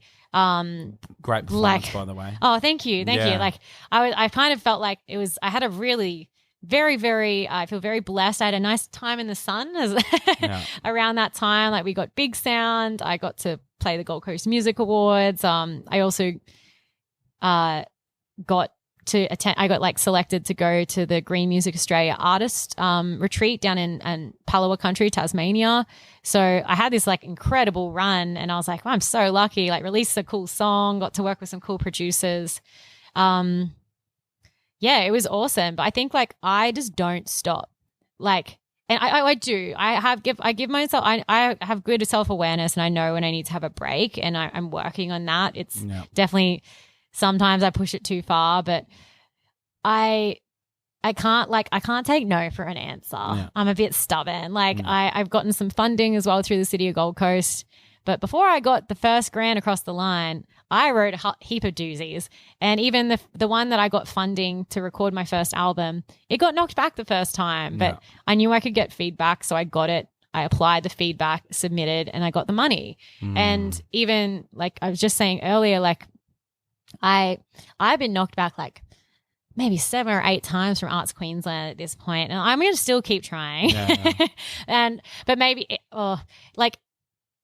actually no, I'm going to pivot that one because I think my reflection for Arts Queensland is I need to have a slightly different project, I think, for what they want to fund. But I'm looking elsewhere. Like I keep trying. So I'm like, even when I get knocked back at things, I'm like, that's okay. Like, get up, dust yourself off, and what can you do differently? Yeah. I get a bit suspicious it's just me. I'm a bit suspicious minded, you know, but I'm always like, I feel like when I look at all the winners of it, they're like all these big, huge orchestral Sydney Opera House and that, because they're the big, you know, end of the day, it's an investment. And I never see independent artists getting these grants a lot, but that's just my own opinion. Yeah. I don't know. Well, actually, because I'm an arts assessor, I'm peer assessor for Arts Queensland. Yeah. So I have been involved in the assessment process and how that money goes. So I can explain if you want to learn. Yeah. We should. Yeah. But I would think like my advice would be if you're like an independent musician, unless you have like a crazy, crazy compelling project, I probably wouldn't go in for Arts Queensland QASP funding. Yeah. I would, unless it was a really collaborative project. Because essentially, like, unfortunately, they don't have enough money to spend, but they get a pool of peer assessors from all around Queensland and all different art forms. Generally, I get, like, because I'm a music specialist, I would get assigned all of the music applications. And then I need to read the project and assess it based on their criteria. And a lot of it is as well as what will most impact the community. Yeah. So it is kind of like generally collaborative projects that are more collaborative in nature just are more successful than, say, like a one artist wanting to do an album. Yeah, unfortunately. So that's the thing. That's one thing to consider. But then also they want to share it across art forms and then geographical locations. So there's all these different like layers to it. Sure. I think funding is the best and the worst thing. It can it's hard to get and it's very, very competitive. it's great if the ones like for example, Den Devine Dan here, right? He got this grant. And look what it's doing. Yeah. So that's great. If you get the grant and if it's coming out and actually is supporting the community, which a lot of them do, then that's great. It's all about the integrity in the person. I know of someone who I won't mention who got a grant for like 60 grand to buy this equipment. He bought it all, sold it, got $10,000 worth of equipment, pocketed 40 grand. And I reported it because I went, you are the reason why I have a problem with these people. Yeah, no, I would have a problem with that too. I just I don't really like dishonesty, taking the piss like that because, And it's a common thing. And I know that breaks my heart a little bit. It does. And I know, look, this is not just an opinion. This is through experience and happening more than once where people get grants and suppliers hike the prices up. And to pocket a big chunk. And we can't say too much on here, but that's come close here. With a lot of other things, right? I'm not going to go into details, but I know more than once where I've reviewed a quote from a company to get sound from other people. And I'm like, I've got friends who install and I've said to them, what's this quote come to? And he said, that's $8,000. And I went, well, he's quoted $50,000. So I know that person pocketed $42,000, and I'm like, that really bums because I like to see the best in people. Yeah, it is a bummer, but because they think it's not your money, it's the government money, so I can get the pocket, Yeah, so I know that bums me out, to be honest. It does, and I think that's one of the conversations that need to be had here is these tools that need to be put in place. I don't know the answer. I'm not here to bring the answer. I'm here to have a conversation. We want to, after talk to musicians, we want to talk to people in the arts. We've got Glenn Tozer coming to talk about from a counselor's perspective, we'll invite people like John Collins, who's just been appointed the nightlife commissioner. This conversation is not just about musicians; it's about how we make the music industry as a whole. It's everyone has a responsibility, environmentally, right? Yeah. There was that support local, right? That was a big thing. Or environmentally, it's only one straw, said 8 billion people, and that needs to come to the music industry. There needs to be responsibility from everyone, so we can all come together and look after each other and create better opportunities, safer places to play. And, as much as these conversations suck, some of them, especially hearing about these, because I've seen this happen about 5 or 6 times. Thank you for sharing as well that you reported it, because I think that's it sucks that happened, but the fact that you kind of followed through and did call that out, that's really good. That makes me feel a bit better, but it's a bummer as well. I'll call people out all the time if they do these things, but I understand sometimes people do the right thing and something hard comes out. I understand that as well. But when people know the industry is struggling and they take advantage of it through these sort of ways, so I don't know. Again, I don't know the answers of what needs to be done. I just want to have the conversation of what's people's experiences, Yeah, I suppose mine has been quite positive. I'm mindful as well. I'm coming up from a lens. I can be quite an optimistic person. I can see the best in people and opportunities. And I think you have to. Yeah, I think that also has its flaws as well. Don't be pessimistic. Yeah. But I suppose I can control how I conduct myself. Yeah. And, what does Tony Robbins says, we don't need more leaders, we need more role models. Yeah. And I really love that. It's be the change you want to see in the world.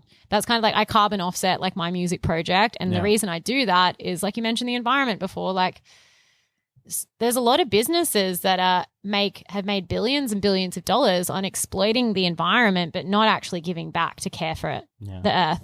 And I was well, that sucks. However, I can only have so much sphere of control to change that, but I can actually change what I do. Yeah. So I was well, cool. I'm going to carbon offset my music project. And I might just be one artist and it might not make the hugest difference in a world, but every single release, I end up talking about it. I've now donated thousands of dollars to this amazing nonprofit called Gondwana Rainforest Trust. And since they've been in operation, they've raised more than $10 million to buy back blocks that are zoned for development, which are actually the lowlands Daintree rainforest. So they're doing stuff about it. They bought back 35 blocks now. So, and they're we want this rainforest to be preserved for future generations. So I suppose, it's all the little things that do count. I think I want to work on being a bit more active in just being more politically aware and writing to my MP and stuff when I don't agree with things that I'm seeing in our society. But you have to voice things. Yeah, but I'm also aware that I also want to feel inspired and motivated enough and not disheartened by maybe getting knocked back and things like that. So keeping things within the realm of my control and standing up for what I believe in, but also being kind to me at the same time. So, yeah. Look, there's, I think when we speak about environment, I think that same ethos needs to be also understood in the music scene, right? You look at Pearl Jam, right? Or he's going to come do a huge ass stadium tour, but how does that transcend down? You can see in Coldplay, right? Got Becca and Marley. I was going to bring that up as an example. They are the perfect example of a case study. Of a case study. You've got to these, when you say $1 billion industry, you got to talk Live Nation level, right? Where they are the equivalent of these same companies that come out, take all the money from the ecosystem and leave us with nothing, and then leave venues like Den Devine struggling because, it's very exploitative in nature. And I think it's a broad societal issue, but if you broke it down to their purest intention behind the company, I bet you it's not about music. It's about making money. 100%. So, and I really think it's never been about music. We're seeing that since COVID is a lot of things have been shaking up, and the true intention behind a business or like a system is rearing its head and showing itself, because I think intention always reveals itself. Like right now we're having like, you would know or sense if I was trying to like I don't know, if I wasn't being here or present or being like, oh, you know, I'm going to try G him up so he can play with this gig. I don't know. I'm making up some scenario. But yeah, like we can always sense that from each other, and we can sense that with businesses and other things as well. You do. Like, we have a sense. They try and dull it down in us and make us think we're crazy, but we're not. We're intelligent beings with a sense that we have to trust in a intuition. And that intuition's like a higher self, some people call it, or spirit or whatever, you know. There's something else that goes on that makes you see the lion in the bush before you see the lion jumping on you. Like you could go back to our ancestors.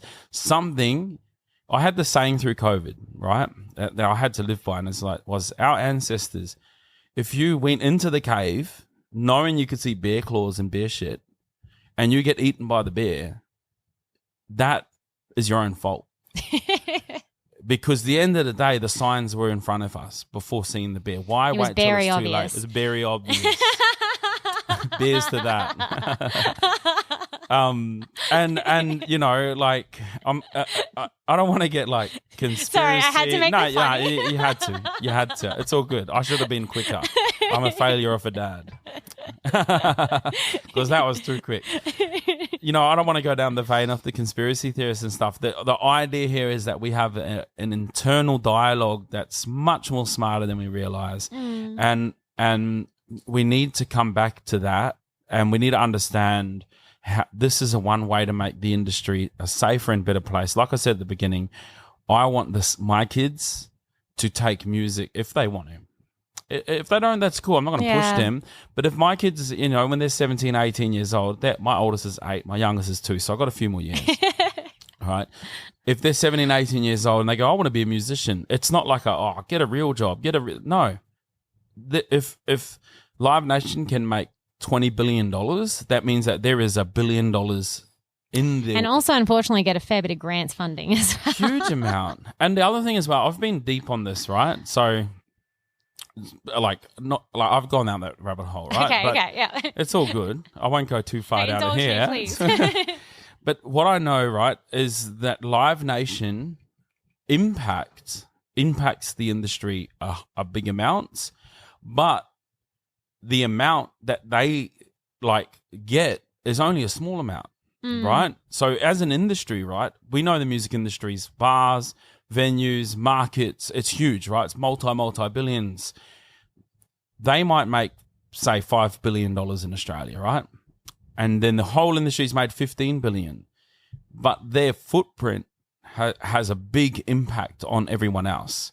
When Pearl Jam comes here, they say, they're going to come to these little venues. People, you know how expensive it is to go to Pearl Jam? I've got mates that are like, semi-retired, and I'm like, you're going to go out afterwards? Like, nah, man, I've spent all my retirement money. So now all of those tens of thousands can't come. And I watched that piece as well, like how as well they've increased ticket prices with all these extra fees, which aren't actually genuinely, with pure intention, enhancing the concert experience for the concert goer. And it's also not going to the artist. No. And they don't leave any trail behind of flowers, right?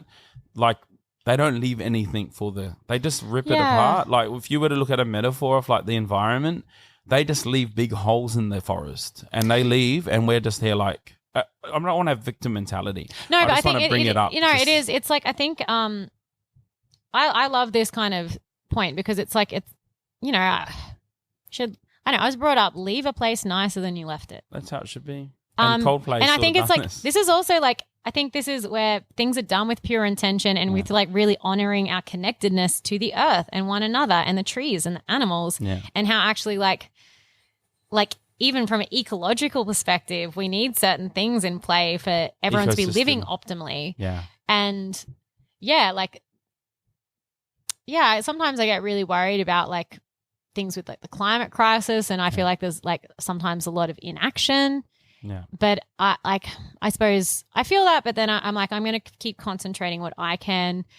It drives me nuts what I saw with like Live Nation and stuff. Like, that incredible, like Bad Dreams, what an epic band to do so well on their tour and to walk away with $9,000 profit. Like, but the cool thing is we're having these conversations. Yeah. I also think like we go back to like, let's go full circle with that conversation earlier, like talking about the Palace of Versailles and I can't remember what you referenced, but like from this shittiness, we will grow gardens. Yeah. Because like what is happening as well is like grassroots music is having to be embraced more and more, and people are doing things really creatively. Yeah. Like I want to like I try to be as fair as possible with like paying my friends and stuff and like people being in my project. But the cool thing is as well, I have friends who are videographers who are emerging and like, yeah, I'm happy to do it for you at this rate. And because I'm emerging too, so it's like I feel like even like the community within the music art space when we can like support each other in also a mutually beneficial way. And again, that like ebbs and flows depending on context as well. Yeah. But yeah, I think the beauty of the shittiness of Live Nation is that it'll foster more community and people having conversations about this. And you know what? It needs to happen. I remember a couple of years ago I was talking about Live Nation with a few venue owners and they were like, who's these guys? I mean, I know about them. And then one day one of the owners of the venue came up to me and went, yo, this Live Nation's a problem. I'm like, man, they're like a cancer, man. They're like, you know, taking so much from the industry and then we sitting down here like bottom dwellers, please give me your They go, here. And they throw the scraps and we're down the bottom just eating off the floor. And we're trying to make this industry better. But what I think, my personal opinion is there needs to be a lot more involvement from council, from politicians about that, because it's sort of like, well, if you're bringing these huge ass artists and they're making heaps of money, like why are you overcharging still venues? Why are you putting so much pressure on venues? Like you should be able to offset some of that finance to take pressure off venues. And one thing that has been a core ethos of mine is Ed Sheeran began in a place like this. Pearl Jam began in a place like this. All these people, you're suffocating the next Ed Sheeran. Even like I'm on the cusp of like booking a run of shows, hopefully like down the East Coast. It's real. Like I caught up with my good friend Annie Hamilton, and she's like epic muso, like doing really, really well. And I was like, okay, give me some pointers on venues to book in Sydney. And she's like, man, I don't really know. Hey, she's like, we don't have many small venues. And I was like, well, like even then it's Did you know 1,000 venues closed in 2023? Yeah, it blows my, it's like, yeah, and hats off to like you guys here at the Den Devine team for like what you do here. Like, yeah, it's amazing. Like you're like supporting heaps of independent musicians, have a place to come and play and perform their music and pay them, which is like, it's crazy. But, I really think, the government do need to step up and support or intervene because. Intervene. Yeah. I think this is a wicked problem as well because like to me, it makes so much sense, but perhaps I'm not the one making money. Like I think it'd be interesting to follow the money trails and and then see the corresponding opinions. Yeah. Look, I know that as we dive deeper and deeper into this podcast, I'm going to hit walls with some people because there's going to be like a money trail that they've got to close that door on me, you know? And I'm looking forward to that day because I reckon it'd be really obvious. Like we'll talk about Live Nation. Oh, I can't talk about Live Nation. Can't talk about Live Nation, eh? Okay, let's all talk about Live Nation, you know, and then you sort of understand what's going on. But back to so there wasn't, you couldn't find much gigs in Sydney. Was that the? Oh, I've like been creative. We managed to book just a show the other day. Like I've been messaging heaps of people. Like I'm stoked we booked a show. But it's hard. Like even Annie was like, man, like as an emerging act, she's like, you kind of have to like kind of cop it. If you want to be touring in Australia, it's probably going to be at a loss when you're starting out. Like I've heard, like I won't say names as well, but I've heard of bands get phenomenal international supports across Australia and do those at a loss. Yeah. And it's So yeah, I'm like mindful of this whole landscape. I think that's why like I'll probably keep doing a little bit of teaching on the side or have like my normal, like some sort of day job on top of doing my arts career, because I suppose I know when the time comes, it'll help support me take that next step, because I would love to secure like an awesome Australian support like and tour the country that way. I'd probably be happy to do it at a loss to like bring put my best foot forward. And if it was the right crowd and genre aligned, like why would you not? Like, of course. Look, any business, you've got to like if you know anything about Amazon, everyone knows Amazon. They know Jeff Bezos is the richest guy in the world. But if you look into the history of that, he ran Amazon at a loss for like the first like 15 years. And anyone who understands business, like this is the thing, is music's amazing.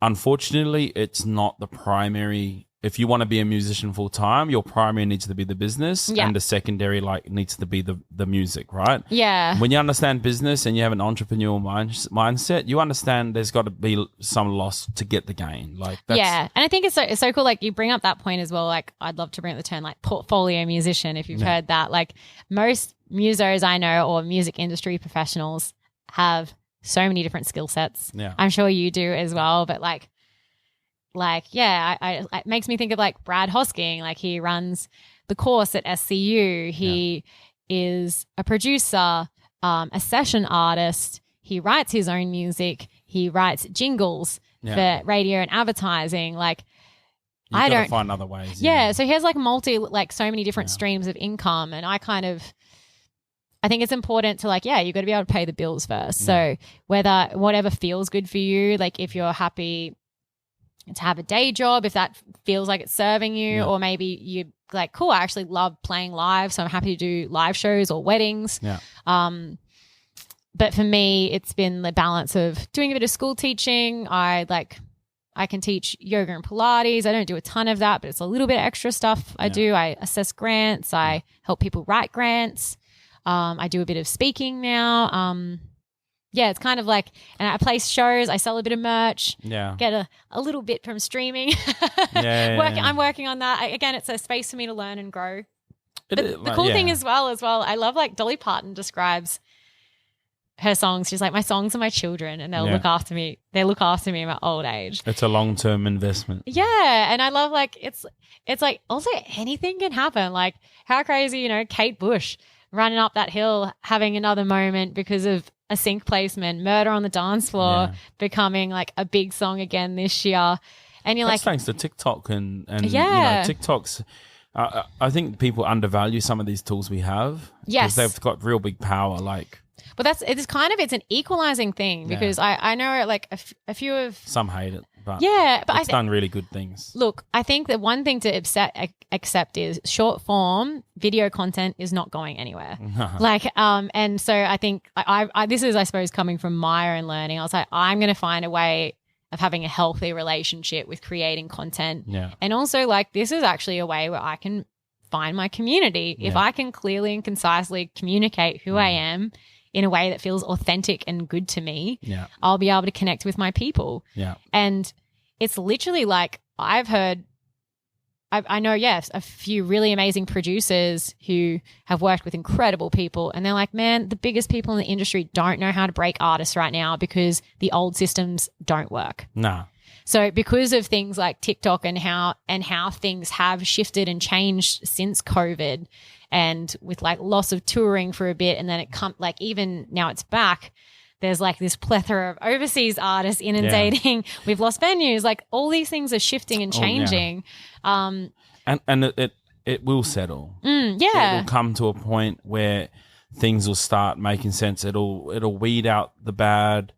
And the good will flourish. Like as always, like always good fruits come out of compost, right? Like I live by a saying, you can't polish a shit, but you can use it for compost.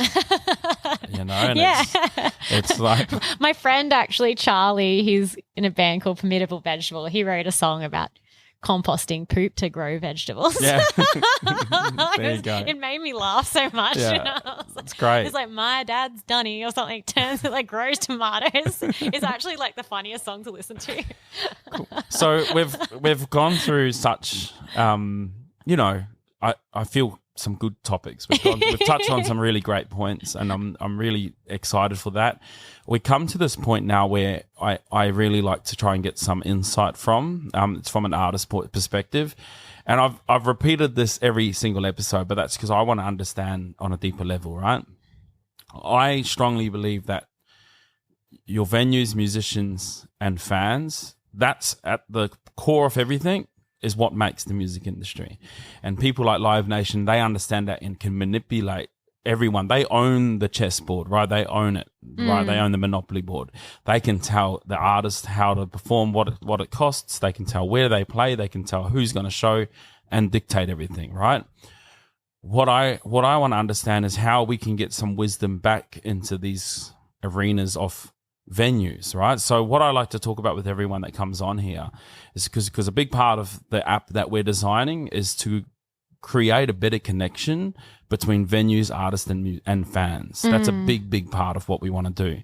And we can only get to the bottom of that when we speak to enough people about what each of those parts mean. So what I wanted to ask you is, as an artist, right, we're going to start with venues, okay?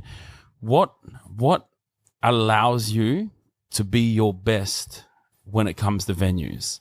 So when you walk into a venue space and they treat you like, wow, Sunny, welcome here, and they put it on for you and they've got sound and all that sort of stuff, whatever the experience is, like, give me some insight. Yeah. Like, you've done a few gigs now. What's the venue components? Yeah, my key thing is sound. Like having a good sound person and having good sound, because like that's the crux of the gig, isn't it? And I've unfortunately done some gigs with horrible sound, and they're my least favorite gigs. So I think that's the most important thing. And then probably just like clear communication. Yeah. Leading into it. Yeah, I think so like as often as possible. Media. Yeah, I think that can resolve a lot of things, to be honest. If things are clearly communicated, and just being nice or being kind, I think that those kind of simple things. Because like I suppose like you could bring up the money factor, but I think that always just depends. Like, it depends how people are approaching this and stuff like that. Because you guys have like, you run open mic nights, and for some bands who are emerging, that's their first chance of getting to like play at a stage in a venue, and that's a really important development part of their career. Yeah, they're not expecting to get paid. They don't get paid at open mic though. No, not at all. But like, stuck in applications. Sorry, but like, there's all these different like. Yeah. I think the clear communication and having good sound is the most important thing. Yeah. Which it can be like, I suppose that has a lot to do with the interaction with the sound engineer and what that's like. So better. Yeah, I mean, sound is. I've had some horrid sound and horrible sound engineers that just yell at me, and I'm like, calm down, man. I remember a few people I know are sound engineers, and it's like, and they're good. They're like, the biggest part of my job is making sure the artist feels like relaxed and at ease, because then they're going to do their best job. Yeah. Like, so if there's too much stress and anxiety and stuff, and people are on edge, like, and there's a funny energy, that will have flow-on effects. So it does. Yeah, so that's probably like my key, between the venue and artist. Yeah. And then now moving over to musicians. The reason why I know you're a musician, and I get that, but the thing is that I've found that I've walked into some venues after a musician, and they've given me attitude, and I'm like, why are you giving me attitude? And they go, because the last musician, went past, or he was on his phone on stage, or he was drinking, or he was like over drinking, or he was drinking top shelf, or whatever it is. Oh, so like, the venue to you kind of thing. Yeah, but it's the musician who left that distaste, right? Like that's the next thing. It's not to talk about any individual, but it's to talk about what we can do as musicians to make the environment, like the industry, a better place when we come to a show, like things like this. Do you know where I'm coming from with that? Yeah. No, I think actually, like, unfortunately, there's always going to be people who take the piss and don't do the right thing. But the thing is, they forget as well, our industry is like this big. Yeah.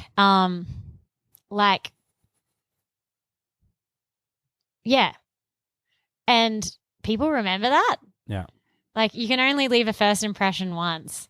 Yeah. Like, and I don't know about you, but I don't care how awesome someone is. If they're a wanker, I don't want to work with them. I'm like that as well. I'm like, man, no, like, I'd rather be around nice people. Like, so, like, it's crappy that happens. And I have heard of instances and stuff of that happening. Like, when I was doing like the covers scene way back when, I remember hearing like this one venue had to put a cap on like free drinks for the artist who was playing, because he was just giving away, like, he'd invite all his friends and just let them just drink for free. And I was like, yeah, well, that's like, what's his intention then behind that? Again, coming back to intention, he's like taking the piss. Yeah, he's exploiting. Like, so be humble about it. Yeah. Yeah, just be a nice person. Or like, I think they say it so often in the industry, don't be a dick. Yeah. Like, Tiki Tani said exactly that. Yeah, it's like, don't be a dick. Yeah. And actually, you know what? Being a nice person pays off so much. Like, I've gotten to work with some pretty crazy people. And I think it's like the fact that I'm like a nice person and respectful, and like I've got good music as well, but like it will pay dividends. Yeah. And like, I don't know how those people who are doing that have their own work to do and their own journey to go on, and hopefully they figure it out. Yeah.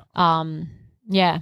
Because I always like, the reason why I bring that part about musicians up, right, is because I've known a few instances where venues stop booking musos because of one experience. And then it's like, now we've lost the music. Now we've lost the venue. Well, I wonder if in that instance, like, if someone would be like, have a conversation and be like, hey, like, if you knew that person, say like Bob, like, hey, Bob, like, just a heads up, mate, like this venue, like, won't book any music anymore because of like the shenanigans you were pulling, and like, I've just lost this many gigs because of that. So just so you know, like, that's the flow and effect of your behavior. Yeah. Like, maybe someone kind of has to politely call them out. Like, you can't control what they do from there, but then, you know, you've said that, you've spoken your truth. Yeah. Not to sound cliche, but you're like, yeah, I just want to tell you like what you did. Yeah. Because then everyone's on their own journey, like, and you don't know how much self-awareness they have, or if they're even aware of their behavior, like what scars driving them to do that. Yeah. Yeah.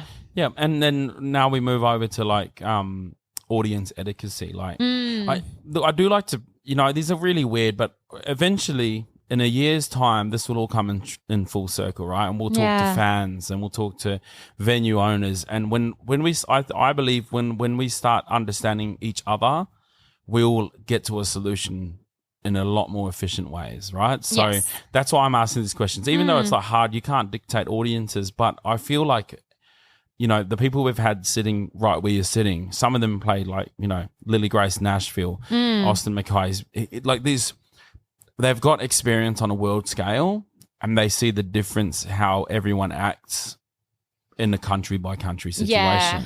When you're an artist, like, what sort of audience etiquette do you think audiences could just lean a bit more on to help you, give you that space? Yeah, I think this is very contextual, because like I then just think of like I'm sure you've had a fair few crazy weird audience experiences playing covers gigs in like in pub like venues. I've had horrible experiences. I know, and you're like, what was that? So like context is key. Yeah.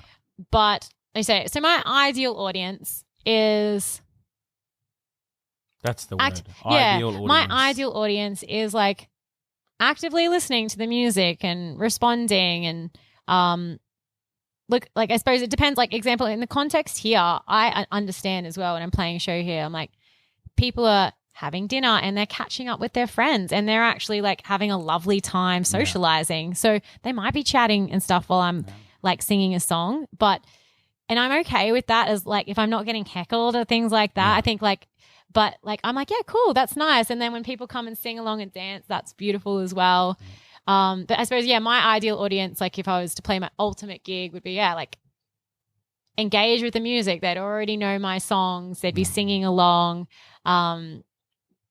maybe shouting encouragement and cheering. Yeah. I suppose I'm like painting like rainbows and unicorns No, and but stuff. that's But yeah, of course. yeah. Well, that's but all good. I also accept as well different scenarios. Yeah. Like I played a lot of restaurant venues as well, and it's like I'm like, oh, how lovely! I'm creating like a lovely ambient background for people to enjoy time spent with loved ones. Yeah. Or like hanging out with their friends after a big week of work. So And I think like a lot of that responsibility does fall on you as an artist to read the room. Like you should be able to read the room. Like some rooms you can see they're leaning into you and you can feel this room wants me to perform. yeah. And some rooms are like, I'm catching up with my friend I haven't seen in 10 years. So I love you, but I'm here with my friend, so I'm sorry, you know? And it's like, if you've got that skill as a musician to read that and the way people are and how they're talking and seeing 5 people here like, oh, Yeah. and they're giving you a thumbs up, and then you can read it and you can work your way around the room and eventually get them all there. Mm. But if you're not reading the room and you're just got that set list, and I've been playing 1 to 10 for 10 years. Hey, can you put 7 to 4? No. Wonderwall comes after this song. It's like, Yeah. It's so like, and have you ever seen, I'm sure you've seen the video of it. There's like, it's like this incredible thing, violinist who's like one of the world's best. He's like playing and like this, like he's busking and no one seems to be noticing. But like, music depends on context. Yeah. And so it's like, I'm mindful of that when I book stuff. Like, and I kind of like, I get like, it's like, oh, we probably want to play some more covers here because but like we'll still put in our like more dancier, upbeat songs. Like maybe during the dinner service, we can play the chill stuff because people are going to be chatting and eating. And again, I'm observing the audience. I think it's important to consider context. Yeah. Well, back to perception, like when Tones and I did play with us, no one was dancing. And then a month later, everyone's dancing. Dance and then Monkey now fever struck. It struck. But she sung Dance Monkey. I remember. Yeah. And that shows you perception so key. Because it's like, that's the same. I remember, I think it was like a few months after she went monkey, huge, right? And one day I want to sit down with Tones because I'm like, I reckon that would be an amazing conversation. Oh, that'd be amazing. Yeah. So if you're listening. I'll put it out there for you. Let's do this. Tones and I. Come on.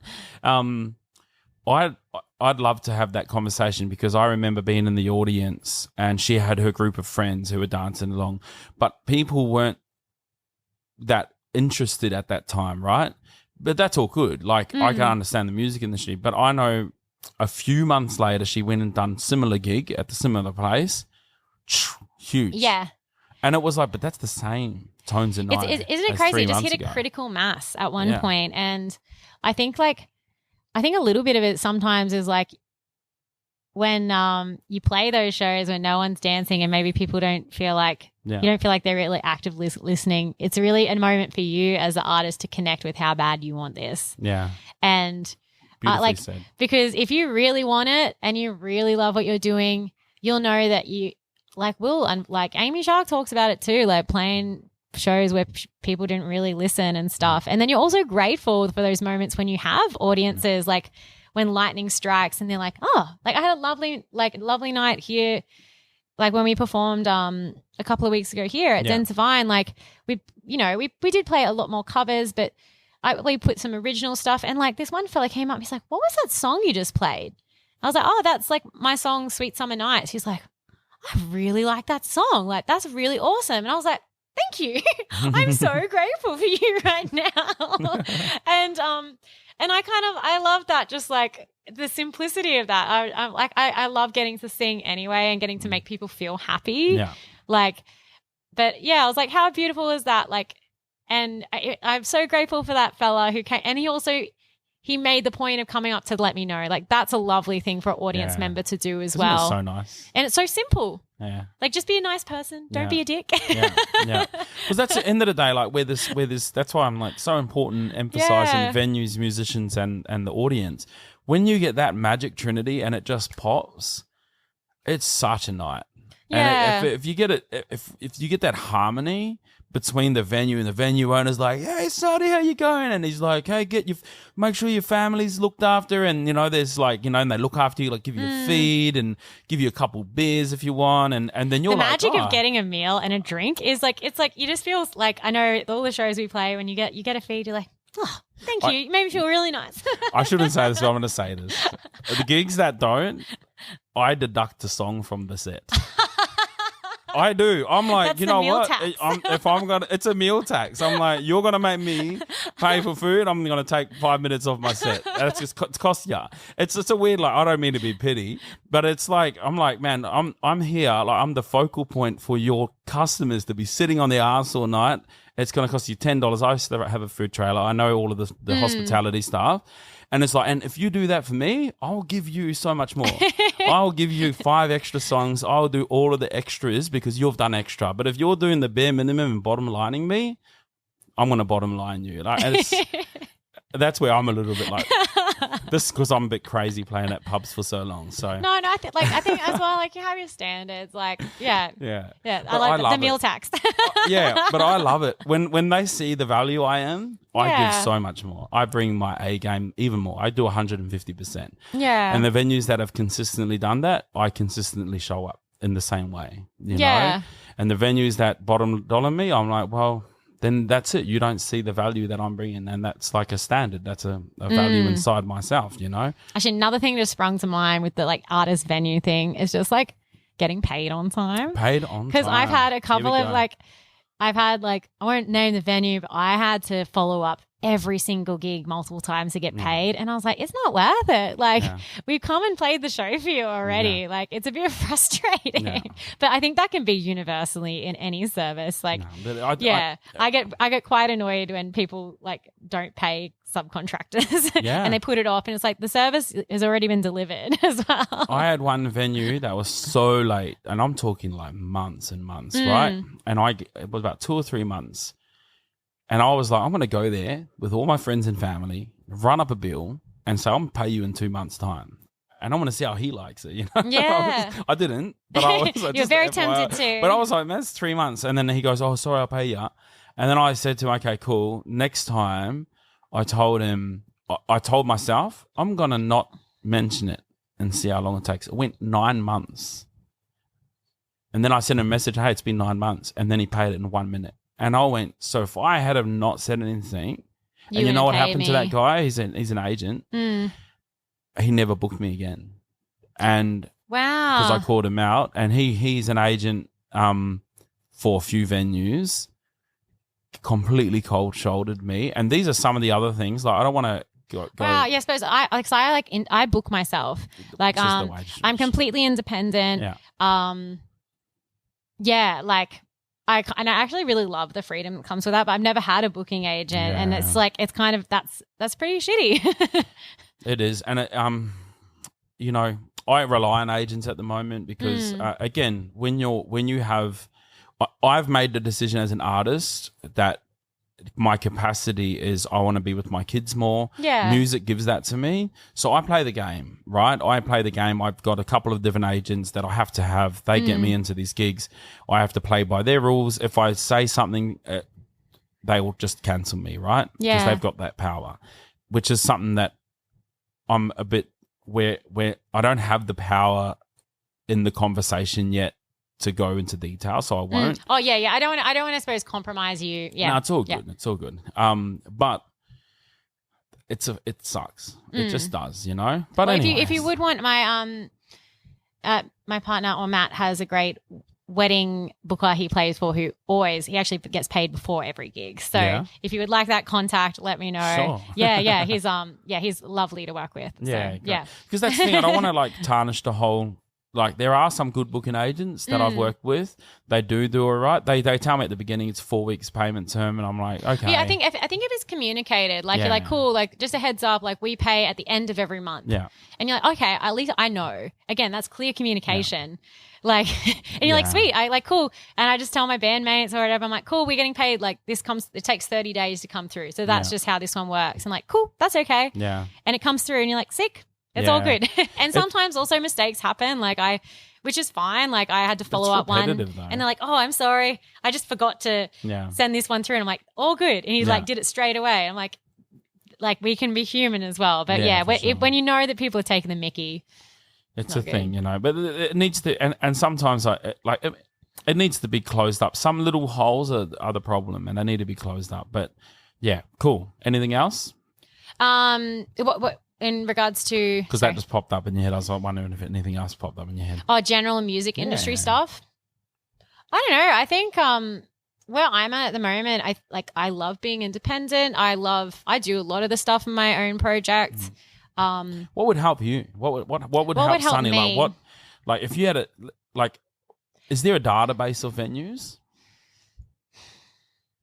Like you had to call a friend right in Sydney to find when you went to look for them, could you see this venue supports originals and covers, has sound. I think engineer. A database of venues would be really, really awesome.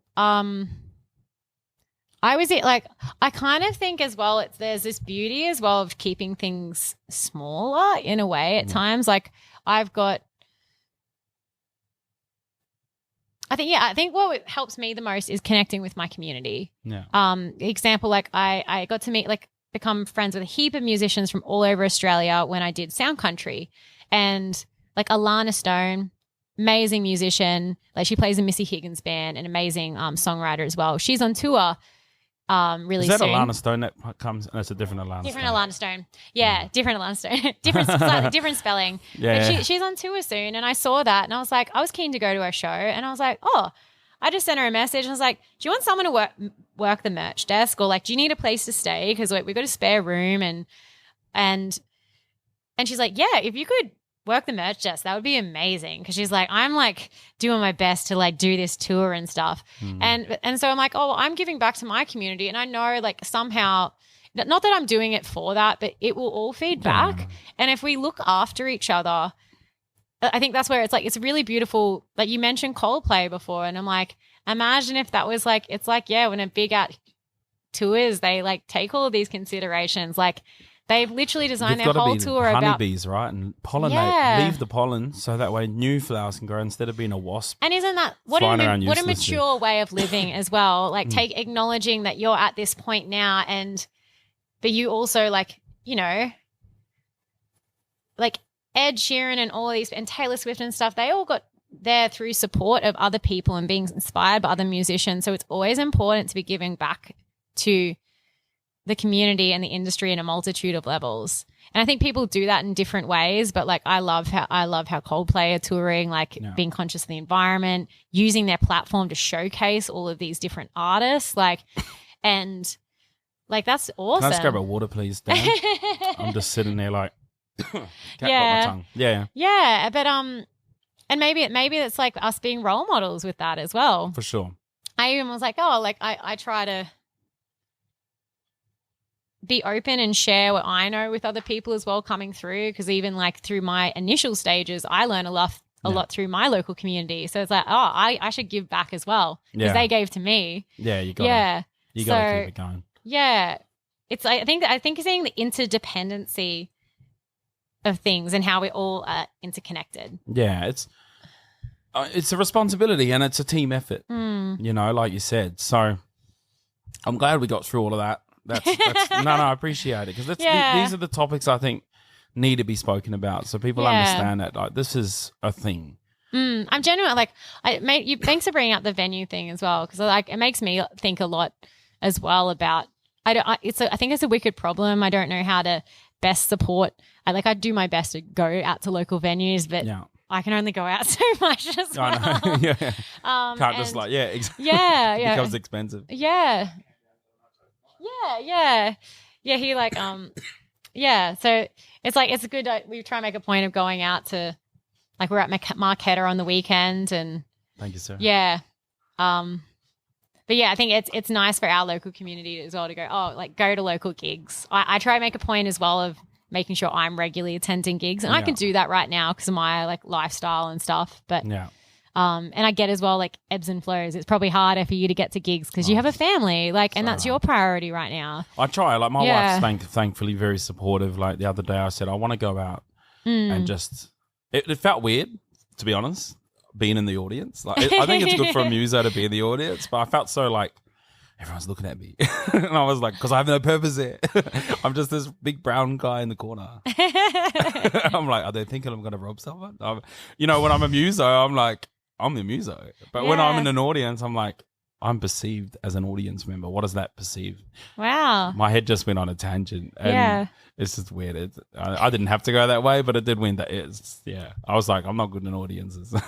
Yeah. I always love, I'm like, oh, I love what they do with that show. And like, I'd love to like that sound. Yeah. I find it really inspiring. I go the other way. When I go in the audience, I start stage handing and start helping them out and start doing the engineer. I'm like, give me a role. I'm like, I can't just sit there and drink a beer and watch music. I have to be hands-on, but I do love to watch music, don't get me wrong, and I do love to go to concerts and stuff like that. Yeah. Cool. So now we've gone through that part, we can get a bit more lighthearted and start asking some more funner questions. Sounds good. Which is, it's good. You've got to have a bit of yin yang. So what's the dream gig? What's the bucket list of gig? If there's a venue, let's say bucket list venue.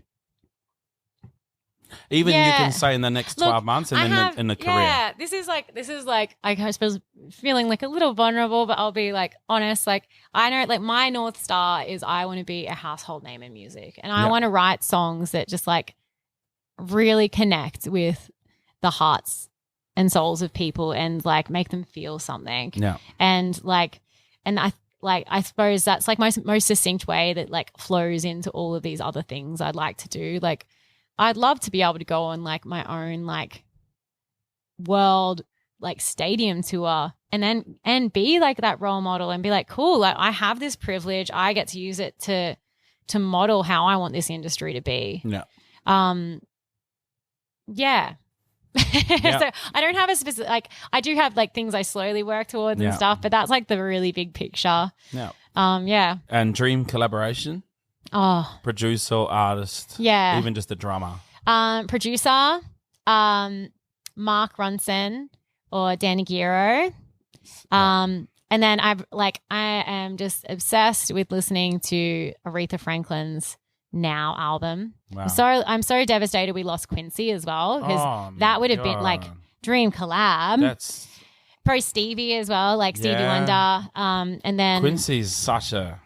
I mean, let's just have a moment and talk about Quincy Jones here. Did people understand who this man was? I don't think they do. Sorry, there are no words. There's no words.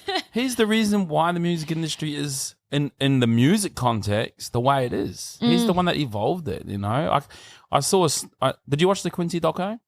No, I haven't read, I haven't watched that, but I read his most recent book, 12 Notes on Creativity, which I highly recommend. It's wonderful. But there was I won't tell you the whole thing, but there was a part of the documentary where he was working with Frank Sinatra, and it was at the time where they weren't allowing, at the time, Africans to stay in the hotels. Segregation. Segregation was huge, and Frank Sinatra said, "If you don't let my man Quincy and his band stay, I'll never play in Vegas again." And they changed the whole law because of that one gesture. And like again, look what he's done.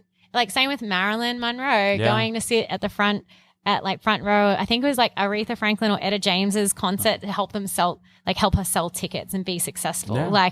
Like using their privilege to benefit others. Like, this is all of that work for it to be swooped up by Live Nation to take all of that expression away to make it businessy.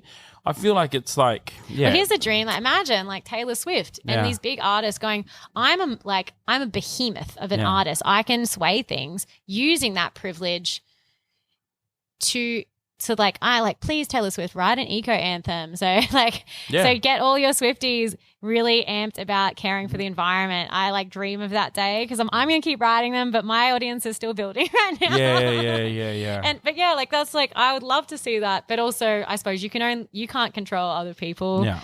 And I think there's great power as well in starting in your small humble places and doing that grassroots work. Yeah. Rest in peace, Quincy. Oh, Quincy. And everything you've done. Wow. Yeah. From Ray Charles to Michael Jackson to... Yeah. But yeah, definitely. Like, I'd love to work. And this is where I probably want to do a lot more listening to music in the coming months. But like, really dive deep into those classic like Motown, Chess Records, soul, blues producers. Have you watched Cadillac Records? Yes, I just read Etta James's book Rage to Survive, and then I watched Cadillac Records. People haven't watched it. It's a real highly recommend again. Have you watched Cadillac Records? I'd See? even the recommend average person hasn't watched it. reading Etta James's book. Like, that chick lived a life. Yeah. Like, holy moly's. Like, Beyonce it was plays crazy. Etta James. This is the movie. Beyonce Yeah. plays Etta James. It's got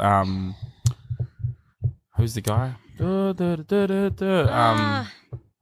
It was Chuck Berry was in it, but he Chuck- wasn't. yeah. He was. They showed how he was kind of like taken advantage of, like the Beach Boys. and it's all ripped about him like off. water, Muddy Waters. Muddy Waters. Goes back to Muddy Waters, Little Walter, and how who was the band? This is a true story, eh?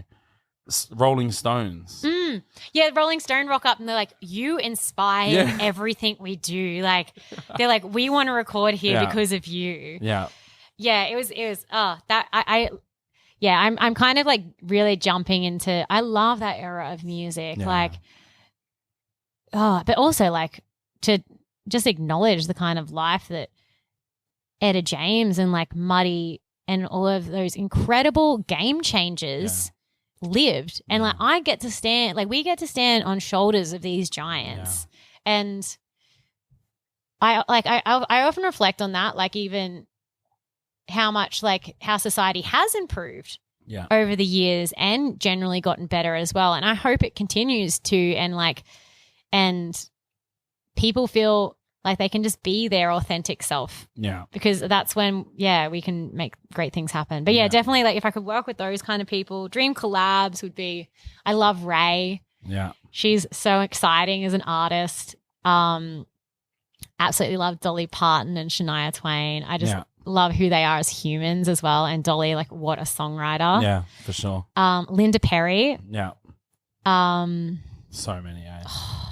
I could, keep listing them for so long. Yeah. But just like, I suppose that these are a lot of like my reference, like the music I love. The influences, so, for sure. People that influence you. And dead celebrity dinners. So you could pick a dead Quincy's. celeb. Yeah, Quincy. he's there for sure. It's sad that you got to say. I know. So sad. I know. I know when I said that before, I was like, oh. He's like, you could have had a dinner with me when I was alive last week. I would have loved that. Yeah. But like, I hope he spent a lot of time with his family as well before. Yeah. Maybe someone like I really love. I often like refer to like Gandhi's quote, like, you know, be the change you want to see in the world. And it'd be pretty special to get to speak with him. Yeah. And then, oh man, like, I'm not the hugest Beatles fan in the world, but to like have a chat with John Lennon or George Harrison would be pretty mad too. Yeah, well, you know. And then I suppose Etta James and Aretha. Oh God, I can't believe I didn't think of that. like dead set straight to that. Yeah, Aretha. That would be mad. Yeah. But I think it'd be so interesting because like they like Etta seemed like a firecracker of a woman as well. That's the thing, is because if you're gonna have dinner with them, are you having dinner with them the way they are? Because then maybe you're gonna have dinner and then she's gonna be like, "Get out of here." Well, I think, and you're like, but I reckon like you'd be like, "Still, my I got interpretation of rejected from Etta Aretha would be Franklin." like she could sniff bullshit as well a mile away because of like the hardship she'd lived. So it'd be really interesting. I think she'd be able to sense intention straight away. Yeah, yeah. But also, like, you know, she had a lot of struggles with drug addiction and things like lots that. of that. So it's like, what era do you want to meet her and have dinner with her? Yeah, gosh. Probably early era before she gets corrupted by. Well, she struggled with them like for a lot throughout her entire life. Like, So maybe towards like, I even read like even towards the end of her life, like she was like so pissed at Beyonce for singing At Last at like a presidential inauguration because she's like, that should have been me. Like, that's pretty. Yeah, like, and she kind of also says, she's like, yeah, I can get real pissed. So I'm like, yeah. Don't mess with the Beyonce. She'd take you out. Oh yes, the internet. The internet is an interesting place. So yeah, and who knows? I would not know. Yeah. And what are your thoughts on the 27 Club? Oh, the 27 Club. Gosh, What do you reckon about that? I don't know, No. but It's pretty crazy though. I haven't done a big deep dive into Yeah. all of that, but I do think that like example, Kurt Cobain managed to channel the feeling of the collective consciousness and put it into his project. Yeah. And that's a pretty powerful thing. Like, and we saw what happened, like, and musicians do have the power to shift A lot of collective power. consciousness when Yeah. you make that song. Like, so there's a pretty powerful thing that can potentially be very uncontrollable. I think, yeah, people need to understand that. Like, musicians have a very big power. From Bob Marley, you know, he's one of my. I just think he's the only artist in history that crossed all of the divides. Like when you see a Bob Marley crowd, you see like Asians and, you know, English and Africans and all these diverse people. Like if you look into a crowd of like the Beatles, you didn't see much Africans in that audience. But you know? actually, interesting you talking about that. Like makes me. I listened to a podcast called Dolly Parton's America, and they were talking about the crazy thing is about her fan base is they're people from so many different walks No, of life probably the other one, unifying. Yeah. And what a beautiful thing that Yeah. like, and that's like what I really love to give to people with my project is Yeah. like, yeah, like a unifying feeling. Yeah. So there's big power in there. And then, so what's your favorite writing position, like space? Where do you like to Writing. write best?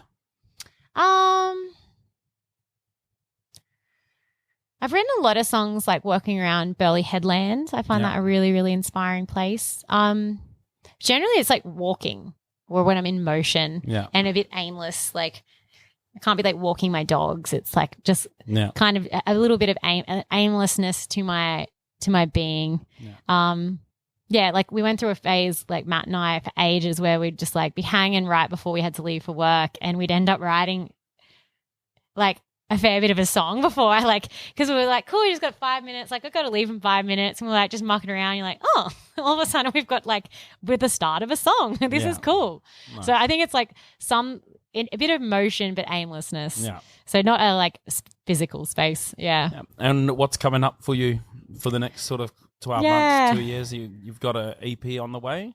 So this, like, probably in the next week or so, we'll finish the recording of my second album, which I'm really excited about. I actually, like, sat down and, like, figured out the album order and everything. Awesome. And I'm planning out how I'm going to release it all. So Yeah. Will you sing any off the album today, or are you going to sing what was I going some to released sing? stuff?